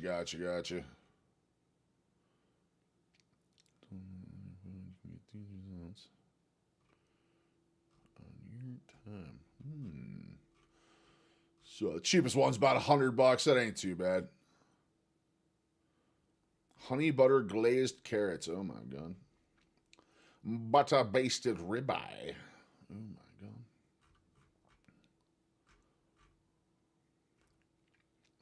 Damn, that looks super good. I got that bookmark. We're gonna check some out. Or Amazon. Yeah, we'll check it out. Sadly, I'm not going to have any money to spend here for a little while, but good high it's temperature definitely oil. something I want to get this pan nice and hot, and now we sear. Fortunately, every dime I have for the next If you long put chunk your of time steak is in just and you trying don't to hear fix that my sizzling, joints, man. you're doing it all I wrong. can do. 1 minute per side. That's the key. I like to Spend always everything lift to a try little and bit, fix my put a little joints bit more and keep oil, vehicles and on the set road it and down pay a again. mortgage. Doing That's that will about all get I new got at fresh the moment. oil and get that wonderful sear. This one, you really don't want to flip it many times because it's cooked all the way through. All we're trying to do is develop a crust. Just leave it alone. However, you can always go ahead and check it. As you see, that looks pretty good to me already. And flip the other side. I'll do the same with the other steak. Nice crust.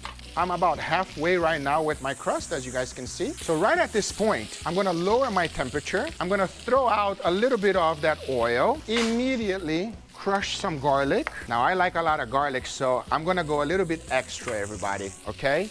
In I go with some butter, and we'll go in with garlic, a lot of garlic. For most people, this will be way too much, but not for me. And we're gonna go in with thyme. As the butter is browning up and foamy, I'm gonna go ahead and start basting the steak. There's something to be said about garlic, thyme, and butter on a steak. It's just phenomenal, everybody. If you don't feel comfortable basting your steak, you can also just flip it. Either way will work just fine. The only thing you have to remember is that you don't want to overcook it. Now here's another thing that most people don't know about sous vide. It was cooked nice and slow, so there's no need to let it rest. Once you're happy with your crust, go ahead and take them out. They look gorgeous. Just gonna put right on the top here. Not gonna hit them like sides so. at all, I'm about though? to finish the steak right now. I don't know I'm gonna about that put decision. I this would right hit on them top. sides. And to finish it up, I'm just gonna add this wonderful butter on the top, everybody. Yeah. That's enough. We can't wait any longer. Let's go ahead and cut up these steaks open. Oh man, they feel so tender, everybody.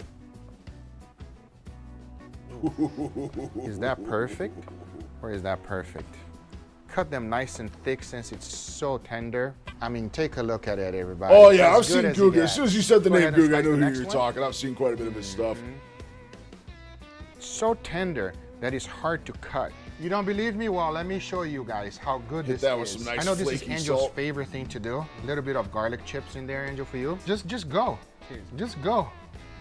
Just dig in.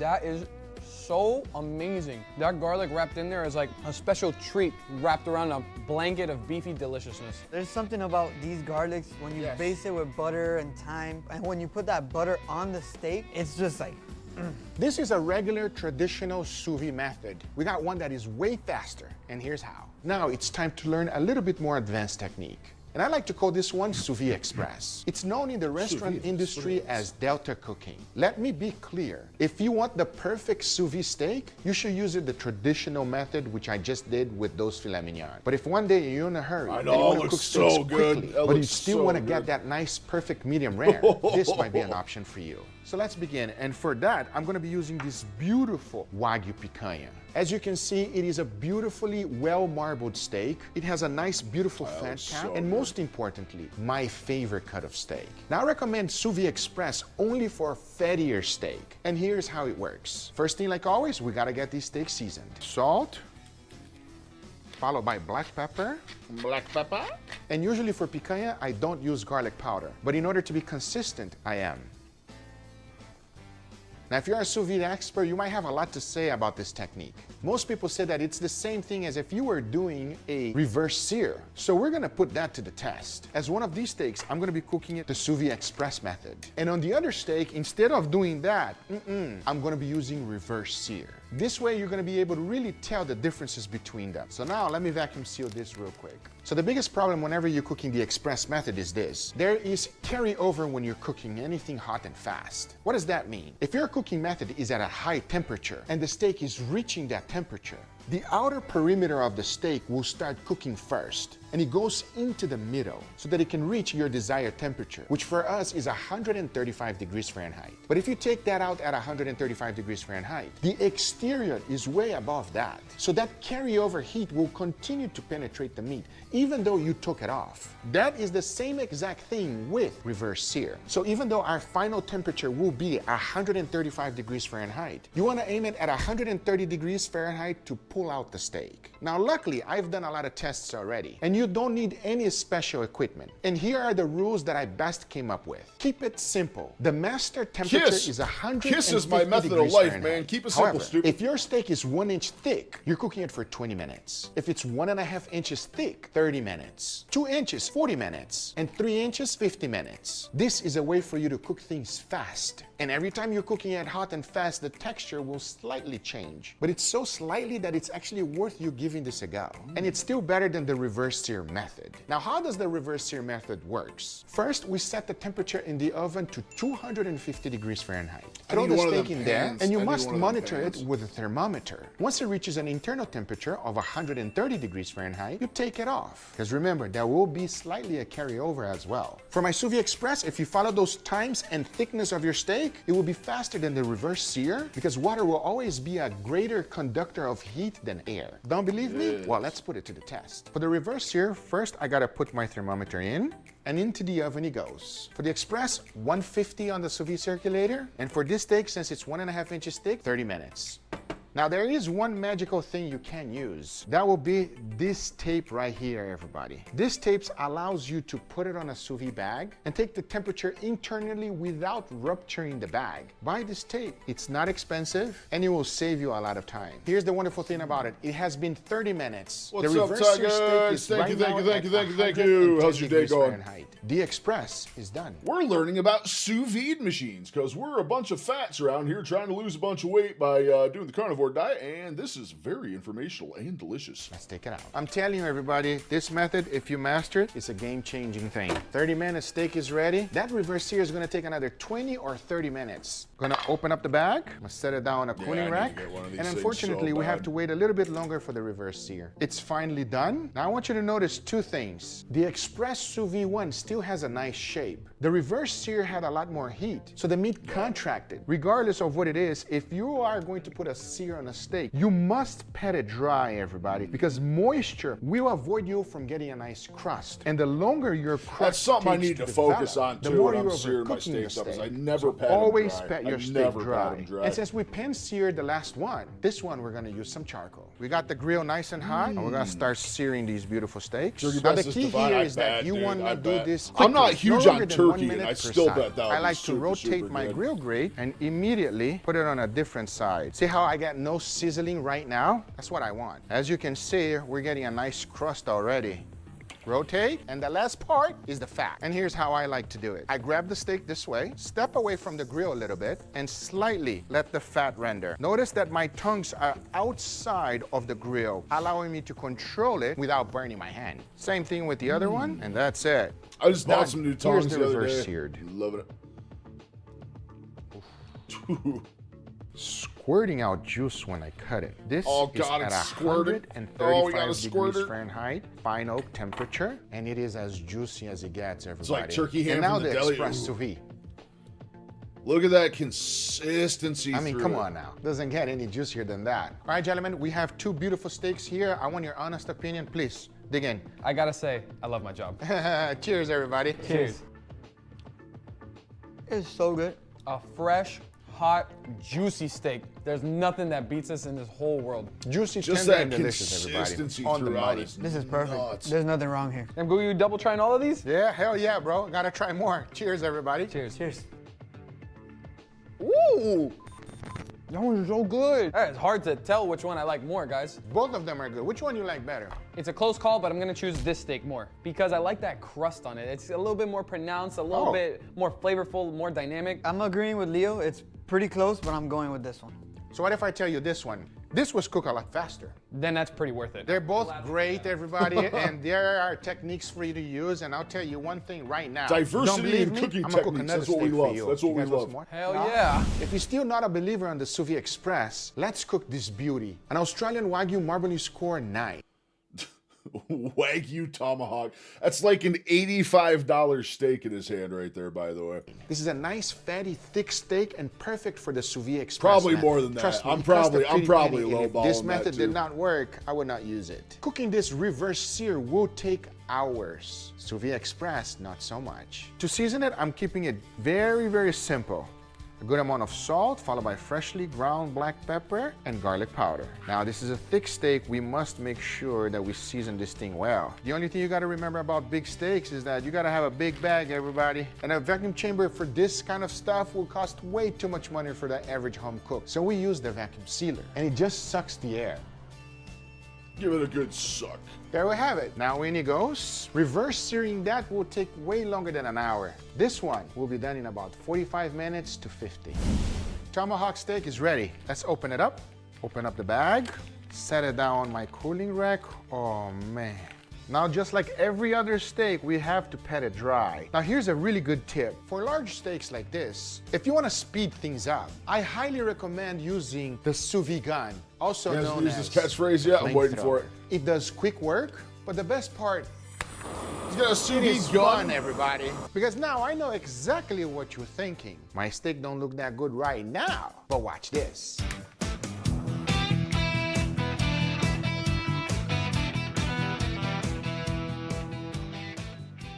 We got a nice, wonderful sear. Now, using a thyme brush, I'm gonna baste my steak with some butter, because we all know that butter and steak goes perfectly together. Now, here's a quiz for you. Do we need to let the steak rest? Let me know in the comments. There we have it, everybody, a beautiful tomahawk. My steak with some butter.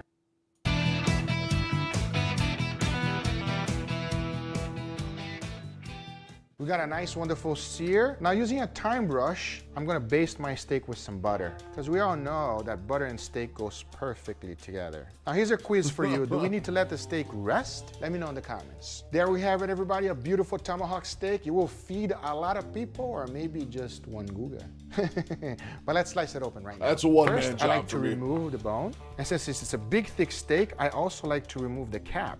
The cap is this outer muscle right here. And a lot of people said that this is the best cut of the cow. Now, I don't know if you can see, there's a little I know bit my of steak silver doesn't skin look that here. good. I'm gonna go ahead and remove that out. And notice how perfectly medium rare it is. There's a big chunk of fat here. I'm gonna take that out as well. I'm gonna go ahead and slice it.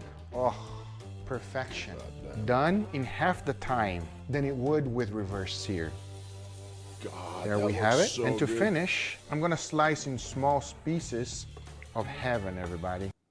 If you need me, I'll be upstairs eating my $9 chuck steaks for the evening. I don't know if you guys can see, everything is cooked to perfection. I'll be eating my poor and it's one of the steak reasons I love sous vide. You can cook it nice and slow, which will be better, by the way. Or you can cook hot and fast like this and get tremendous results. Now we try. It is as easy as that, everybody. It's gonna make a lot of people happy. Ooh, that's the cap, by the way. Oh my God, I think that's the juiciest thing we've eaten. And also the most expensive, Leo.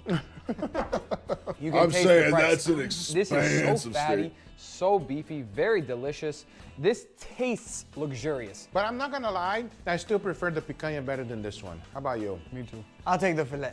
Oh, the filet, okay. That filet was fire. I hope you guys learned something new with this video. Let me be clear, it will never be better than real sous vide. But if you are pressed for time, it's one of the techniques you can use to make sure you get Real the sous perfect vide. steak Oh my cooked. God, Isn't I it am good? subbing to this shit. Awesome.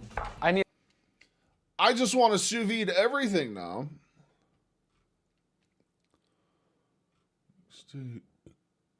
There we go. Pros and cons. Let's see the pros and cons. Are we recording? Sous vide chuck? Oh, I'm I about bet to it tell is. everything. I bet it is. What's up, everybody? My name is Guga, and I have been cooking sous vide for a little bit over 8 years now. And today I'm gonna let you know everything there is to know about it. I'll be going over the pros and the cons of this method. Yeah, you heard me right. There are times that I don't enjoy sous vide. So first, let's go over all of the pros. Consistency. It does not matter what time, where, what place, what kind of mood you're in, what kind of mood your stove is in, you will have perfection every single time. Now, what I mean by perfection is that the protein will be cooked perfectly. There will not be any variations between temperatures. This is one of the reasons why restaurants rely on this method, so that they can have the same exact food that when you came in the first time, you enjoyed it. When you come in the second time, it's gonna be the same thing. So for that reason, consistency, I absolutely love. And here's one of the things I don't like about it. In order to be consistent, It's been something I've wanted, but now this is obsession level. I have to get one of these. I absolutely have to get one of these. Must rely on time. As an example, you can cook a traditional steak in 10 minutes. In sous vide, it's gonna take at least an hour to 2 hours. However, you can cook many steaks at the same time. But if you're cooking only one, then it might not be the best method. But if you're cooking 15, or if you're cooking 20, or if you're cooking 100 steaks, it will take the same amount of time, 2.5 hours at the most. Even though it's doing well, doing well. We're weathering the storm. I got about a foot of snow here, so we've been dealing with that for a couple days. But been good. Been a great day. Been a fantastic day. We're just chilling right now. We're learning about sous vide and sous vide tactics. Just phenomenal looking food on screen. Phenomenal looking food on screen. How about you? How's your day going? You have a good weekend? It's gonna give you the consistency you like. Who in the world wants to wait 2.5 hours for it? No one. Here's another pro. Easy to use. It does not matter how old you are. You can just basically push a button, put the temperature you want, and it will be cooking to perfection. At the same time, you have to know the temperature that you like it. And if you're starting out first time cooking sous vide, you have no idea. But luckily, there are many guides that you can choose from, including this channel. You can also use the Ju app as a guide for you to, if you're starting out, because it gives you the doneness. So yeah, it is super easy to use. With that being said, the results are sometimes too perfect. I know, it sounds crazy, but let me explain. There will be no variation between the meat whatsoever. It will be perfectly medium rare from edge to edge. It's going to feel weird the first time because it's just too perfect. Sometimes the little gray band that you see on a traditional steak is actually desirable. That's because when you're taking bites, you're having different textures. Football? Hell yeah, sounds so like a good sometimes, weekend. depending on what it is that you're cooking, that might not be desirable. So I take that as a con. Tell you what, we got blasted with snow here. I thought it was going to be a lot worse, but I've been my chauffeur for my wife. My wife doesn't like driving in the snow, so I've been taking her back and forth to work and doing a lot of running around and errands and this stuff. So I've been having a blast. I've been going and doing some 4-wheel drive burnouts and donuts and kicking my ass end out in the snow. I love driving in the snow. I absolutely love driving in the snow. It's so fun. I got 400 horsepower. I'm going to use all 400 horsepower. Because there is no way to adjust it. Here's a pro for you. There is zero margin of error. You rely on a specific temperature every single time. So think about it. If you are using an extremely expensive steak, the last thing you want is to mess it up. With sous vide, it will ensure that you will get the doneness you're looking for I feel like I'm such a mediocre cook. I feel like something that prevents me from getting nicer cuts of meat is the fear of screwing them up. So this kind of would eliminate that whole problem by the look of it. I'm real good at doing a final sear, but I just trust the air fryer to do everything. But this sous vide looks like it could be the every time. Imagine you messing up on a beautiful, wonderful, expensive steak. Man, that hurts just thinking about it. And with that being said, here's a con. You're definitely gonna need special equipment. Yes, you can do it just using what you have right now with a pot and a thermometer, but it is not fun to cook. Sous vide is convenient because it is easy to use. And if you don't have a machine, you might as well not even give it a try. Now here's a pro. It is now cheap. When I first started, sous vide was $5.99 each. Now you can find a sous vide cooker as little as $50 in Amazon. Another pro is that you can use flavors. You can combine and infuse different flavors in meat that otherwise would be very difficult to do so. By adding those things to the bag and let it marinate and cook at the same time, you are infusing flavors that you will not have opportunity to do it anywhere else. It is different when you marinate it and you put it in the refrigerator versus you cooking the whole thing in a vacuum bag. Whenever you put in a vacuum, you're expanding the meat fibers. This allows the marinade or whatever it is that you're trying to do infuse into the meat. And when you cook it, the flavor becomes stronger. So it allows you to do crazy experiments that otherwise would be difficult to. That is one of the reasons I love sous vide. And at the same time, there's a downside for it. You have to use some type of plastic bag in order to cook sous vide. You cannot use any type of plastic though. This is very important. It must be BPA free and also specialized for sous vide. Nowadays, it is extremely cheap to get a lot of bags to use. And there are even some bags that are reusable. Even if you don't have a vacuum chamber, which is quite expensive, you can My sentiments exactly, Bear. My sentiments exactly.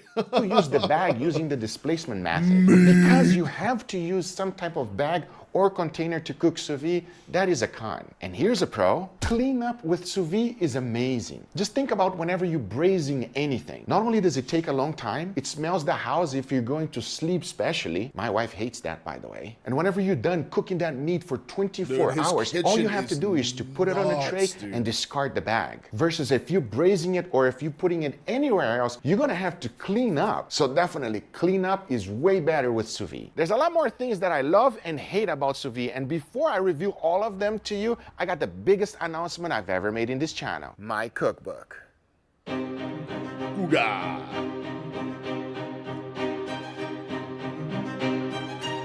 Did you see the cuts of meat that man had in the freezer?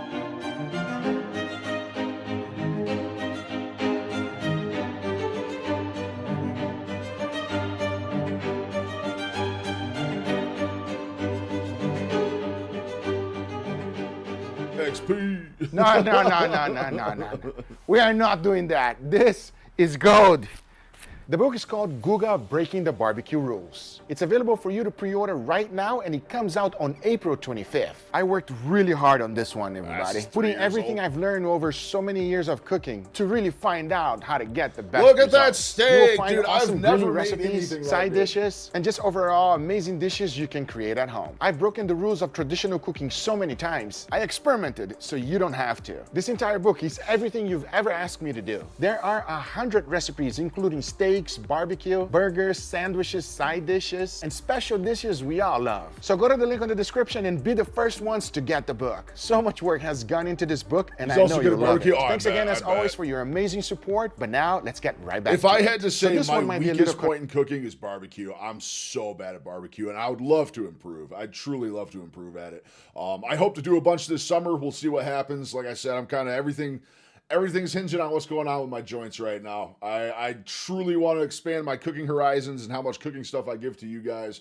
But everything hinging on the joints, so we're going to see what happens. Controversial because a lot of people told me that cooking sous vide is cheating. I consider that a con because it's kind of true. You literally don't have to do anything. You put it in there, you set it, forget it, and go do something else. Regardless if you're cooking a side dish, or if you're taking your kids to school, or you're even cleaning the house, you do not have to stay there babysitting it. So it is cheating. And a lot of people say that it takes the fun out of cooking. And even though that might be true, sometimes I just want it to be perfect. perfect. Yes, it's cheating, but I like that kind of cheating. But you might think the process is not sexy. What I mean by that is because when you take it out of the bag, it's not enjoyable to see a gray steak. That's a con. Every single time I take it out of the bag, I have that wonderful smell, but the grayness of the steak of whatever protein I'm cooking is not sexy. At the same time, I'm not gonna lie, whenever I take my flamethrower outside and I show it to whoever it I do a lot of air fryer, Bear.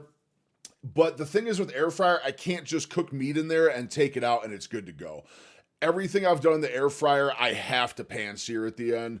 That's the only way air fryer works for me. I've been mega successful doing it, but I always got to pan sear at the end. Always got to finish it off. Guga's dirty secret. He's actually a vegan.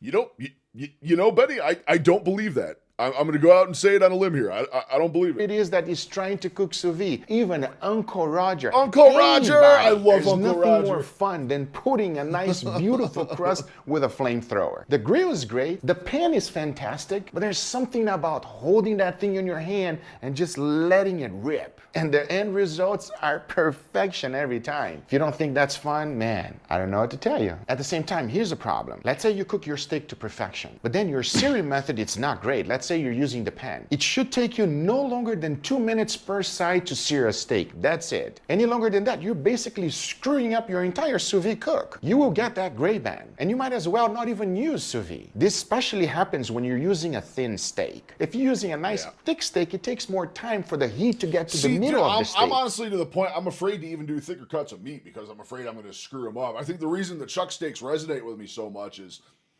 number one, I can eat 2 pounds of steak a day for around $9, but also they're very thin cut steaks, so I can cook them super easily. It's not fucking super hard to overdo them, so it works good for me right now, but I definitely want to improve. I have a lot to educate myself on and improve my cooking, but man, this is, no, that's not what I meant to do.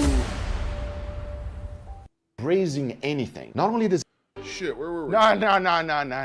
So this one might be a little controversial to whoever it is that is trying to cook sous vide, even Uncle Roger, anybody. There's nothing more fun than putting a nice, beautiful crust with a flamethrower. The grill is great. You ever heard the Uncle pan is Roger talk in his normal There's speaking something voice? about It's the holding funniest that thing shit, in dude. your hand and just letting it rip. And the end results are perfection every time. If you don't think that's How hard am I fun, getting man, I copyrighted don't know what for to tell watching you. this, At the by same the way? time, here's a problem. Let's say you Apparently I'm cook your not. steak to perfection, but then your searing method, it's not great. Let's say you're using the pan. It should take you no longer than 2 minutes per side I'm to actually sear a curious steak. how I'm gonna get That's it. copyrighted Any for longer watching than that, this. you're basically screwing up your entire sous vide cook. You will get that gray band, and you might as well not even use sous vide. This especially happens when you're using a thin steak. If you're using a nice thick steak, it takes more time for the heat to get to the middle of the steak, which allows Even if you get a bit of overcook when searing, at least for me, the steaks are considerably better than if I do it in the pan. Now I need a flamethrower. That's what I'm saying, Bear. Dude, I want that flamethrower. I am safe and can be trusted with the flamethrower. Just saying. allows you more wiggle room. So what I'm saying is whenever you're searing a sous vide steak, it must be hot, extremely hot. If not, you're basically going to be wasting your time. Definitely pay attention to your searing method. And one of the greatest reasons you should be cooking sous vide is that it is safer than traditional method. You are able to pasteurize your food. For example, USDA asks you to cook a chicken breast to 165 degrees Fahrenheit. That will make sure that the chicken is safe and kills all Chicken's pathogens. gotta With be sous vide, so on the other good hand, there, you can too. do it at Chicken's much gotta lower be so temperature, good. and this is the reason why. You're maintaining on that temperature for a very, very long time. You can cook a chicken breast at 149 degrees Fahrenheit for 3 hours, 4 hours, 5 hours. It will completely pasteurize that chicken. So the people that have immune system issues, that is the best thing to do. You can pasteurize anything. I never even Staying on thought that about subject, who does not like burgers? Now you've heard this from many chefs. If you are grinding your own meat, it is perfectly okay to cook it medium rare burgers. No problem whatsoever. But if you're buying ground beef from somewhere else, you have no idea where it's coming from. That's when it becomes unsafe to eat at medium rare temperature. Not with sous vide though. You can pasteurize those burgers 100%. Cook it at medium rare, no problem whatsoever. I think we're all yes, it might take pyromaniacs. 3 That's hours just to part cook of your being a burgers, man. but you can do That's all just of this part of being ahead a of time man. and just finish them off on the grill. And it is great to do so with very thick burgers. If you're making smash burgers on the other hand, forget about sous vide. It's probably one of the worst things you can do. You're gonna remove remove all of the juiciness. You're not gonna have a wonderful crust. By the time you put a crust on it, it's gonna be completely dry. So sous vide is only good for thick burgers. Another great way to use sous vide is to defrost meat. Pretty much every single cook I do, I always defrost the meat. Just put it in the sous vide, run the circulator at the lowest temperature, and literally in 10 minutes, it's ready to go. Versus leaving it outside in the refrigerator for an You mean to fucking tell me I can take out a completely frozen cut of meat, throw it in the sous vide, and in 10 minutes it's perfectly thawed out? Why was I unaware of this? Why was I unaware of this? an hour. It does not get any better than that. Another thing you can do with it is chill your drinks extremely fast. If you throw ice in the sous vide container and you put your drinks in there, as it circulates, the drink becomes colder faster. It's just phenomenal for a party. But truly one of the best things sous vide can do that nothing else can do is make... You know how many times I do that? I take my cuts out too late and I leave them in the fridge instead of putting them on the counter. Next thing I know, it's time to eat and the shit is still rock solid, dude. Oh my God, I do it all the time. Cheap cuts taste amazing. Take, for example, a chuck roast. You can literally turn it into a ribeye. I'm talking about the texture and the doneness to perfection that when you're taking a bite, it will have so much flavor that you're not gonna think it's a chuck roast. You can literally make it taste incredible. But yes, it might not be fun because you set it and forget it and walk away. It's true. But sometimes a lot of... It might not be fun. Setting it and forgetting it is fun for me because I don't have to worry about shit. Goddamn, Rochi, you sold me. You sold me. We're making an investment. We're gonna make a channel investment into a sous vide. We're doing it. We want that convenience. Sous vide is a tool, and if used properly, it can help you in the kitchen. Should it replace everything else you have? No, absolutely not. When to know how to use it is the key. I think every kitchen in the world should have one. Having that tool for whenever you need it is a must. But I can honestly say, after cooking it for such a long time, not only do I love it, it's just too good for you not to have. Let me know in the comments down below if you agree with my statements, or did I forget anything? I would love to know what you use your sous vide machine for that I didn't even think about. Because just like every single tool, the more we use it... So you have... I'm curious now. I'm curious. Oh, sous vide salmon! Sous vide salmon! That looks better than anything I've ever cooked.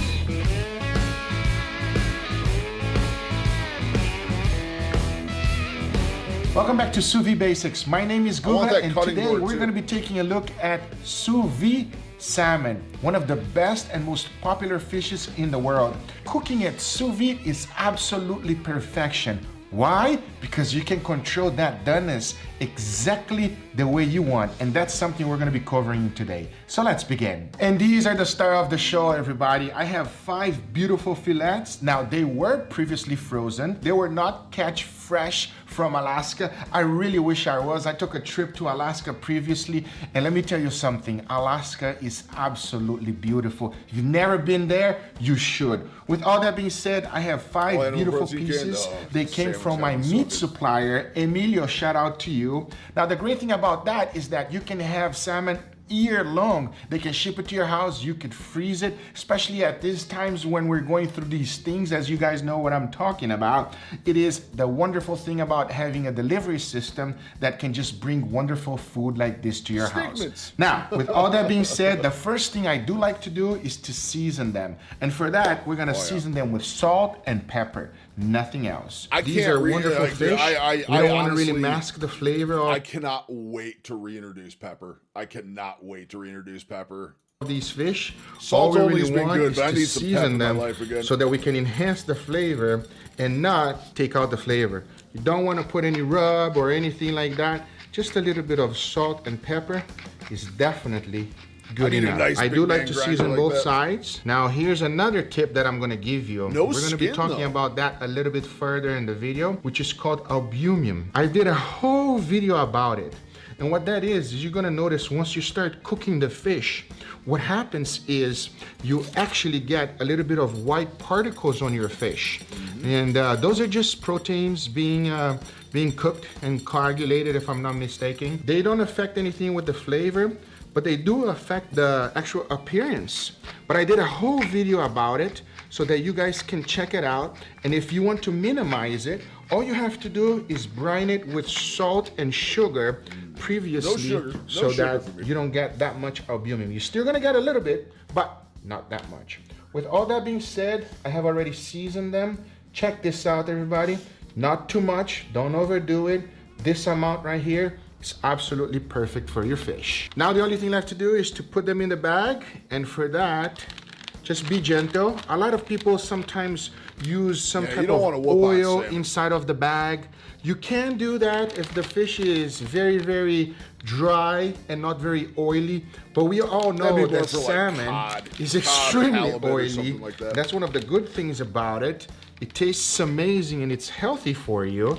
So I chose not to add any type of oil into the bag. But with all that being said, all there's left to do is vacuum seal them and get them ready for the water bath. And there we have it, everybody, completely vacuum sealed. Now I am gonna give you a tip. When you're vacuum sealing fish, just like when you're doing with hamburger, you don't want to put your vacuum too strong, because if you do, you're basically just gonna squish the fish and it won't even look like a fish. So I hope you can see it through the camera. I did not put an extremely strong vacuum. What I did do, I set my vacuum chamber to a little bit less powerful so that it wouldn't squeeze my fish. And as you can see, I still remain with the exact same size and also shape as it went into the bag. Keep that in mind. Now it's time to cook them.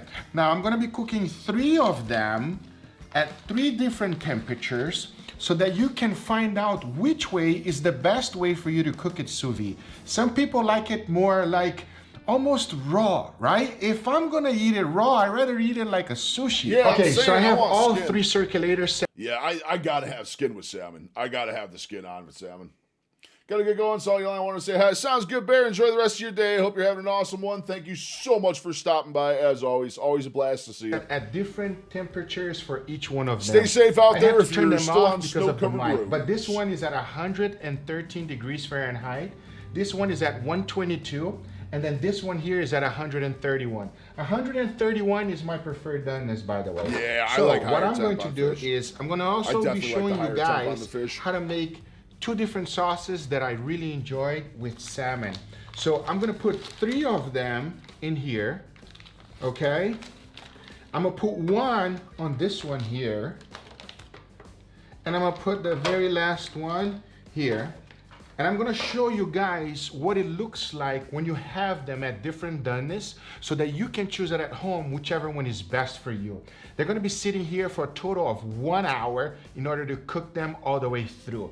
Each one of these are actually 1 inch thick at its thickest part. So that's the reason why I choose it to have it for 1 hour. With all that being said, 1 hour will not completely pasteurize the fish. If you really wanted to pasteurize it 100%, then you would have it to cook it at 131 degrees Fahrenheit for a total of 4.5 hours. Now, if you do that, it will be kind of mushy. I've tried it and I didn't enjoy that very much.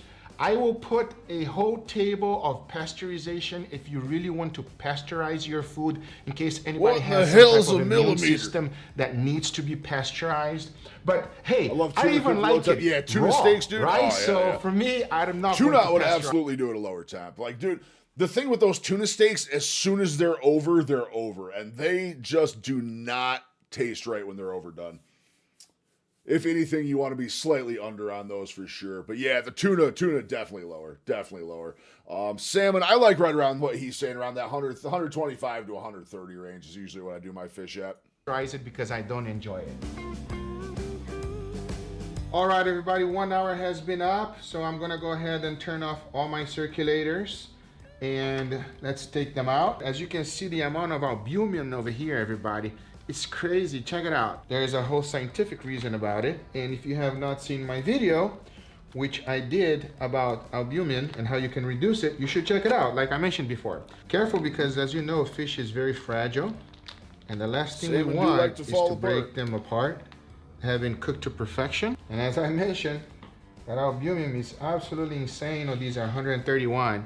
Now what I want to do is show you the actual texture of each one of them so that you can see which one you might prefer. So this is the one that I cook at 113 degrees Fahrenheit for a total of 1 hour. As you can see, the texture is extremely soft. The color is very nice and it smells wonderful. If you like your fish super soft, like if you are eating kind of like a jello texture, then this might be the one for you. It's also super juicy. And this is the one that I cooked for 122 degrees Fahrenheit for 1 hour. Right away, I can tell it's way firmer.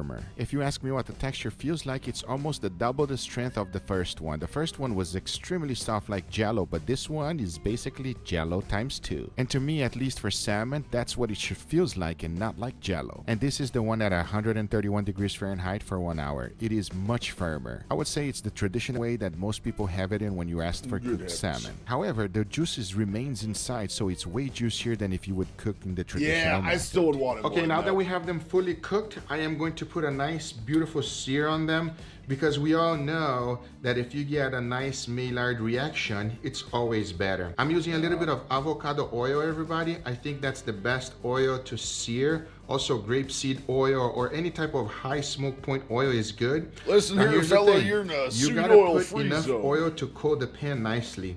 It might look like I'm doing way too much, but trust me, the last thing you want is your fish to stick to the pan. That would not be nice. So make sure you coat the whole pan nicely. I'm gonna set my burner nicely to all the way My high. wife always says wait for that nicely. oil to It's like her favorite word. come up to temp. That's quite very So my fish doesn't stick. The worst thing you can do She's is probably your up there fish listening to me right now. stick to the pan, everybody. So now put your fish carefully there, and if you don't hear a sizzle, your oil was not hot enough. So check it out. Sizzling. There you have it. Like I said, make sure it's nice and firm. Careful, there might be some splatter. If you have anything to cover it, go for it. This is something nice that you could use to cover it so that you don't get any splattering. So keep in mind that sometimes they do splatter out. So we're just gonna basically sear it 1 minute That's per just the way it side, goes. nothing more than that. If you go like this and it's not coming out, it's because it's not ready. That's how you know if it's time to flip. Roach, you're telling me I can make my own ghee? See? You telling me I can get ghee? I can get nice and ghee with this thing too? I've been using a lot of ghee lately. A lot of ghee. I've been getting real ghee lately. It had absolutely just... Why are you ghee? Released it by itself. So if it releases by itself, that's when you know it's time to flip. Dude. Yeah, you sold me. I'm Carefully, convinced. I'm very convinced. I need carefully. one of these. I need one of these. Work it out and flip it away from you. Check out that brownie. That's so good looking. That's what we're looking I'm for, talking everybody. about right there. That's that amazing taste that we all like. Now it's gonna be smoky. Make sure you open up those windows. All right, there we have it. Beautifully seared, perfect to perfection. An amazing salmon. Now that we have a beautiful sear, another thing you can do is to smoke it, everybody. And for that, I use my smoke gun. I've shown this quite a few times on the videos before. It's pretty straightforward. Just smoker, you have a hell hose, and they give you some hickory chips or any other type of wood that you like to use. You just put a good pinch in there. Then you could use some type of dome or even like a plate to put it on top. He said the word. He said the word. Funnily enough, friends, the word of the day is actually dome. He said the word dome. Grab the end, put it in like so, and then you just basically, nice and slow, put the fire in That there. blowtorch isn't as cool as the other one he had, for sure. And when you do it, your smoke starts coming out. Now what you want to do is you want to leave it there for at least 5 minutes or until the smoke completely dies down. It is up to you how smoky you want it. I would say for me, myself, I would just leave about 4 to 5 minutes. It's good to go. Okay, after exactly 5 minutes, it's ready. You just remove it. Oh, excuse me. Now we're ready for our wonderful sauce. We're gonna start off first with a cold sauce and then a hot sauce right after. This cold sauce doesn't get any easier than that, everybody. I just basically add a little bit of yogurt. Well, we haven't got a massive When I copyright say a yet, so little I think bit, we're good. it's probably like half a cup. Then in there, I mix, you obviously would do this in a bowl, but What's you making, to make tartar? it easy for you guys to see, add some chives, okay? A little bit of dill. Okay. A little bit of dill, yeah. Also, garlic powder, granulated garlic or garlic powder. This is mustard seeds. Ooh. You can also use Dijon. A little bit always of been a cucumber myself. Diced, and I took out the seeds. Then I'm gonna zest. I am highly questioning why he's lemon. making this on a plate, though. Yo, no, lemon zest is amazing.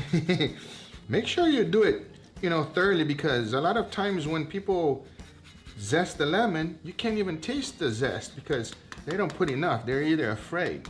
I'm gonna slice this lemon. Not too much. Don't add too much because you'll be too acidic. And add that lemon juice in there. And that's pretty much the sauce. Now all you gotta do is mix it well. I wish it wasn't a bowl. I was gonna make say, things dude, easier. that's got a bowl. But I written want all you guys over it. to see. I wish you could smell it. Ooh-wee. Oh Lord, check it out, everybody. This is what I'm talking about. That is amazing. That oh, has gotta be yes. so good. Now it's my favorite time. It's time to try it.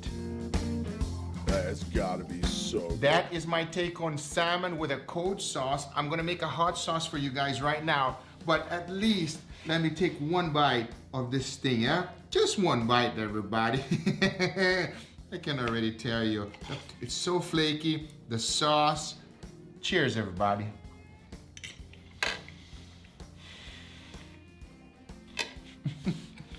He lost a lot of weight from It's this one too to good. the other one. Hot sauce time. Let's do it. That's Okay, for 5 our hot years ago. sauce, He I'm gonna definitely put lost my some weight. pan in More power to him. medium-high heat around there. And I'm gonna squeeze, the whole thing, yeah? Don't waste your lemon. All of it. To let your sauce reduce. Not your sauce, your juices. We wanna let it reduce to almost kind of like a syrup. Almost nothing left. There you go. Now I'm gonna lower my heat to medium. It's kind of like a syrup. I hope it's coming through the camera. Add in heavy cream. Remember, exact amount and ingredients, always in the description down below for you. We basically just want to reduce the heavy cream and also the lemon. It's coating my spatula nicely. Once it's nice and thick like that, you want to add your cold butter. A good amount of cold butter, yeah? And whisk it together. Hot sauce he was making? Now you want to lower your heat though. Make sure you lower the heat. What is this cooking disc he's There you working go. with? And whisk that butter Why in. are there so many so cool that you kitchen can things? I had no emulsify idea they everything even into existed. the sauce. Ooh, how nice this sauce comes together. Check that out, everybody. You can even turn the heat at this point because the residual heat inside of the pan is enough. Oh, Lord. Check that out. Oh, even if you're not using this for your salmon or anything, this will be amazing. All right, to finish it up the sauce, throw in a little bit of parsley. Mix it well. Wow. Now to finish it up, the sauce, you just want to taste it. Make sure it tastes good. Yes. Add a little bit of black pepper. Oh, yeah. You can also add white pepper if you have it available. Oh, my. A little bit of salt to finish it up. Mix it well, and your sauce is done. Check that out, everybody. Wow. The consistency is fantastic. The taste is wonderful. The previous sauce is nice and refreshing and obviously fantastic as you guys saw it. But this one here, it's hot. Let me just taste it before I actually say anything, yeah? Cheers, everybody. Very lemony, buttery. You already know all the Lemon ingredients and that salmon, goes man. with it. God, they go so It's good. so good. It goes It's so just good. too good. It's the complete opposite from the other sauce. I'm telling you right now. This one is so good.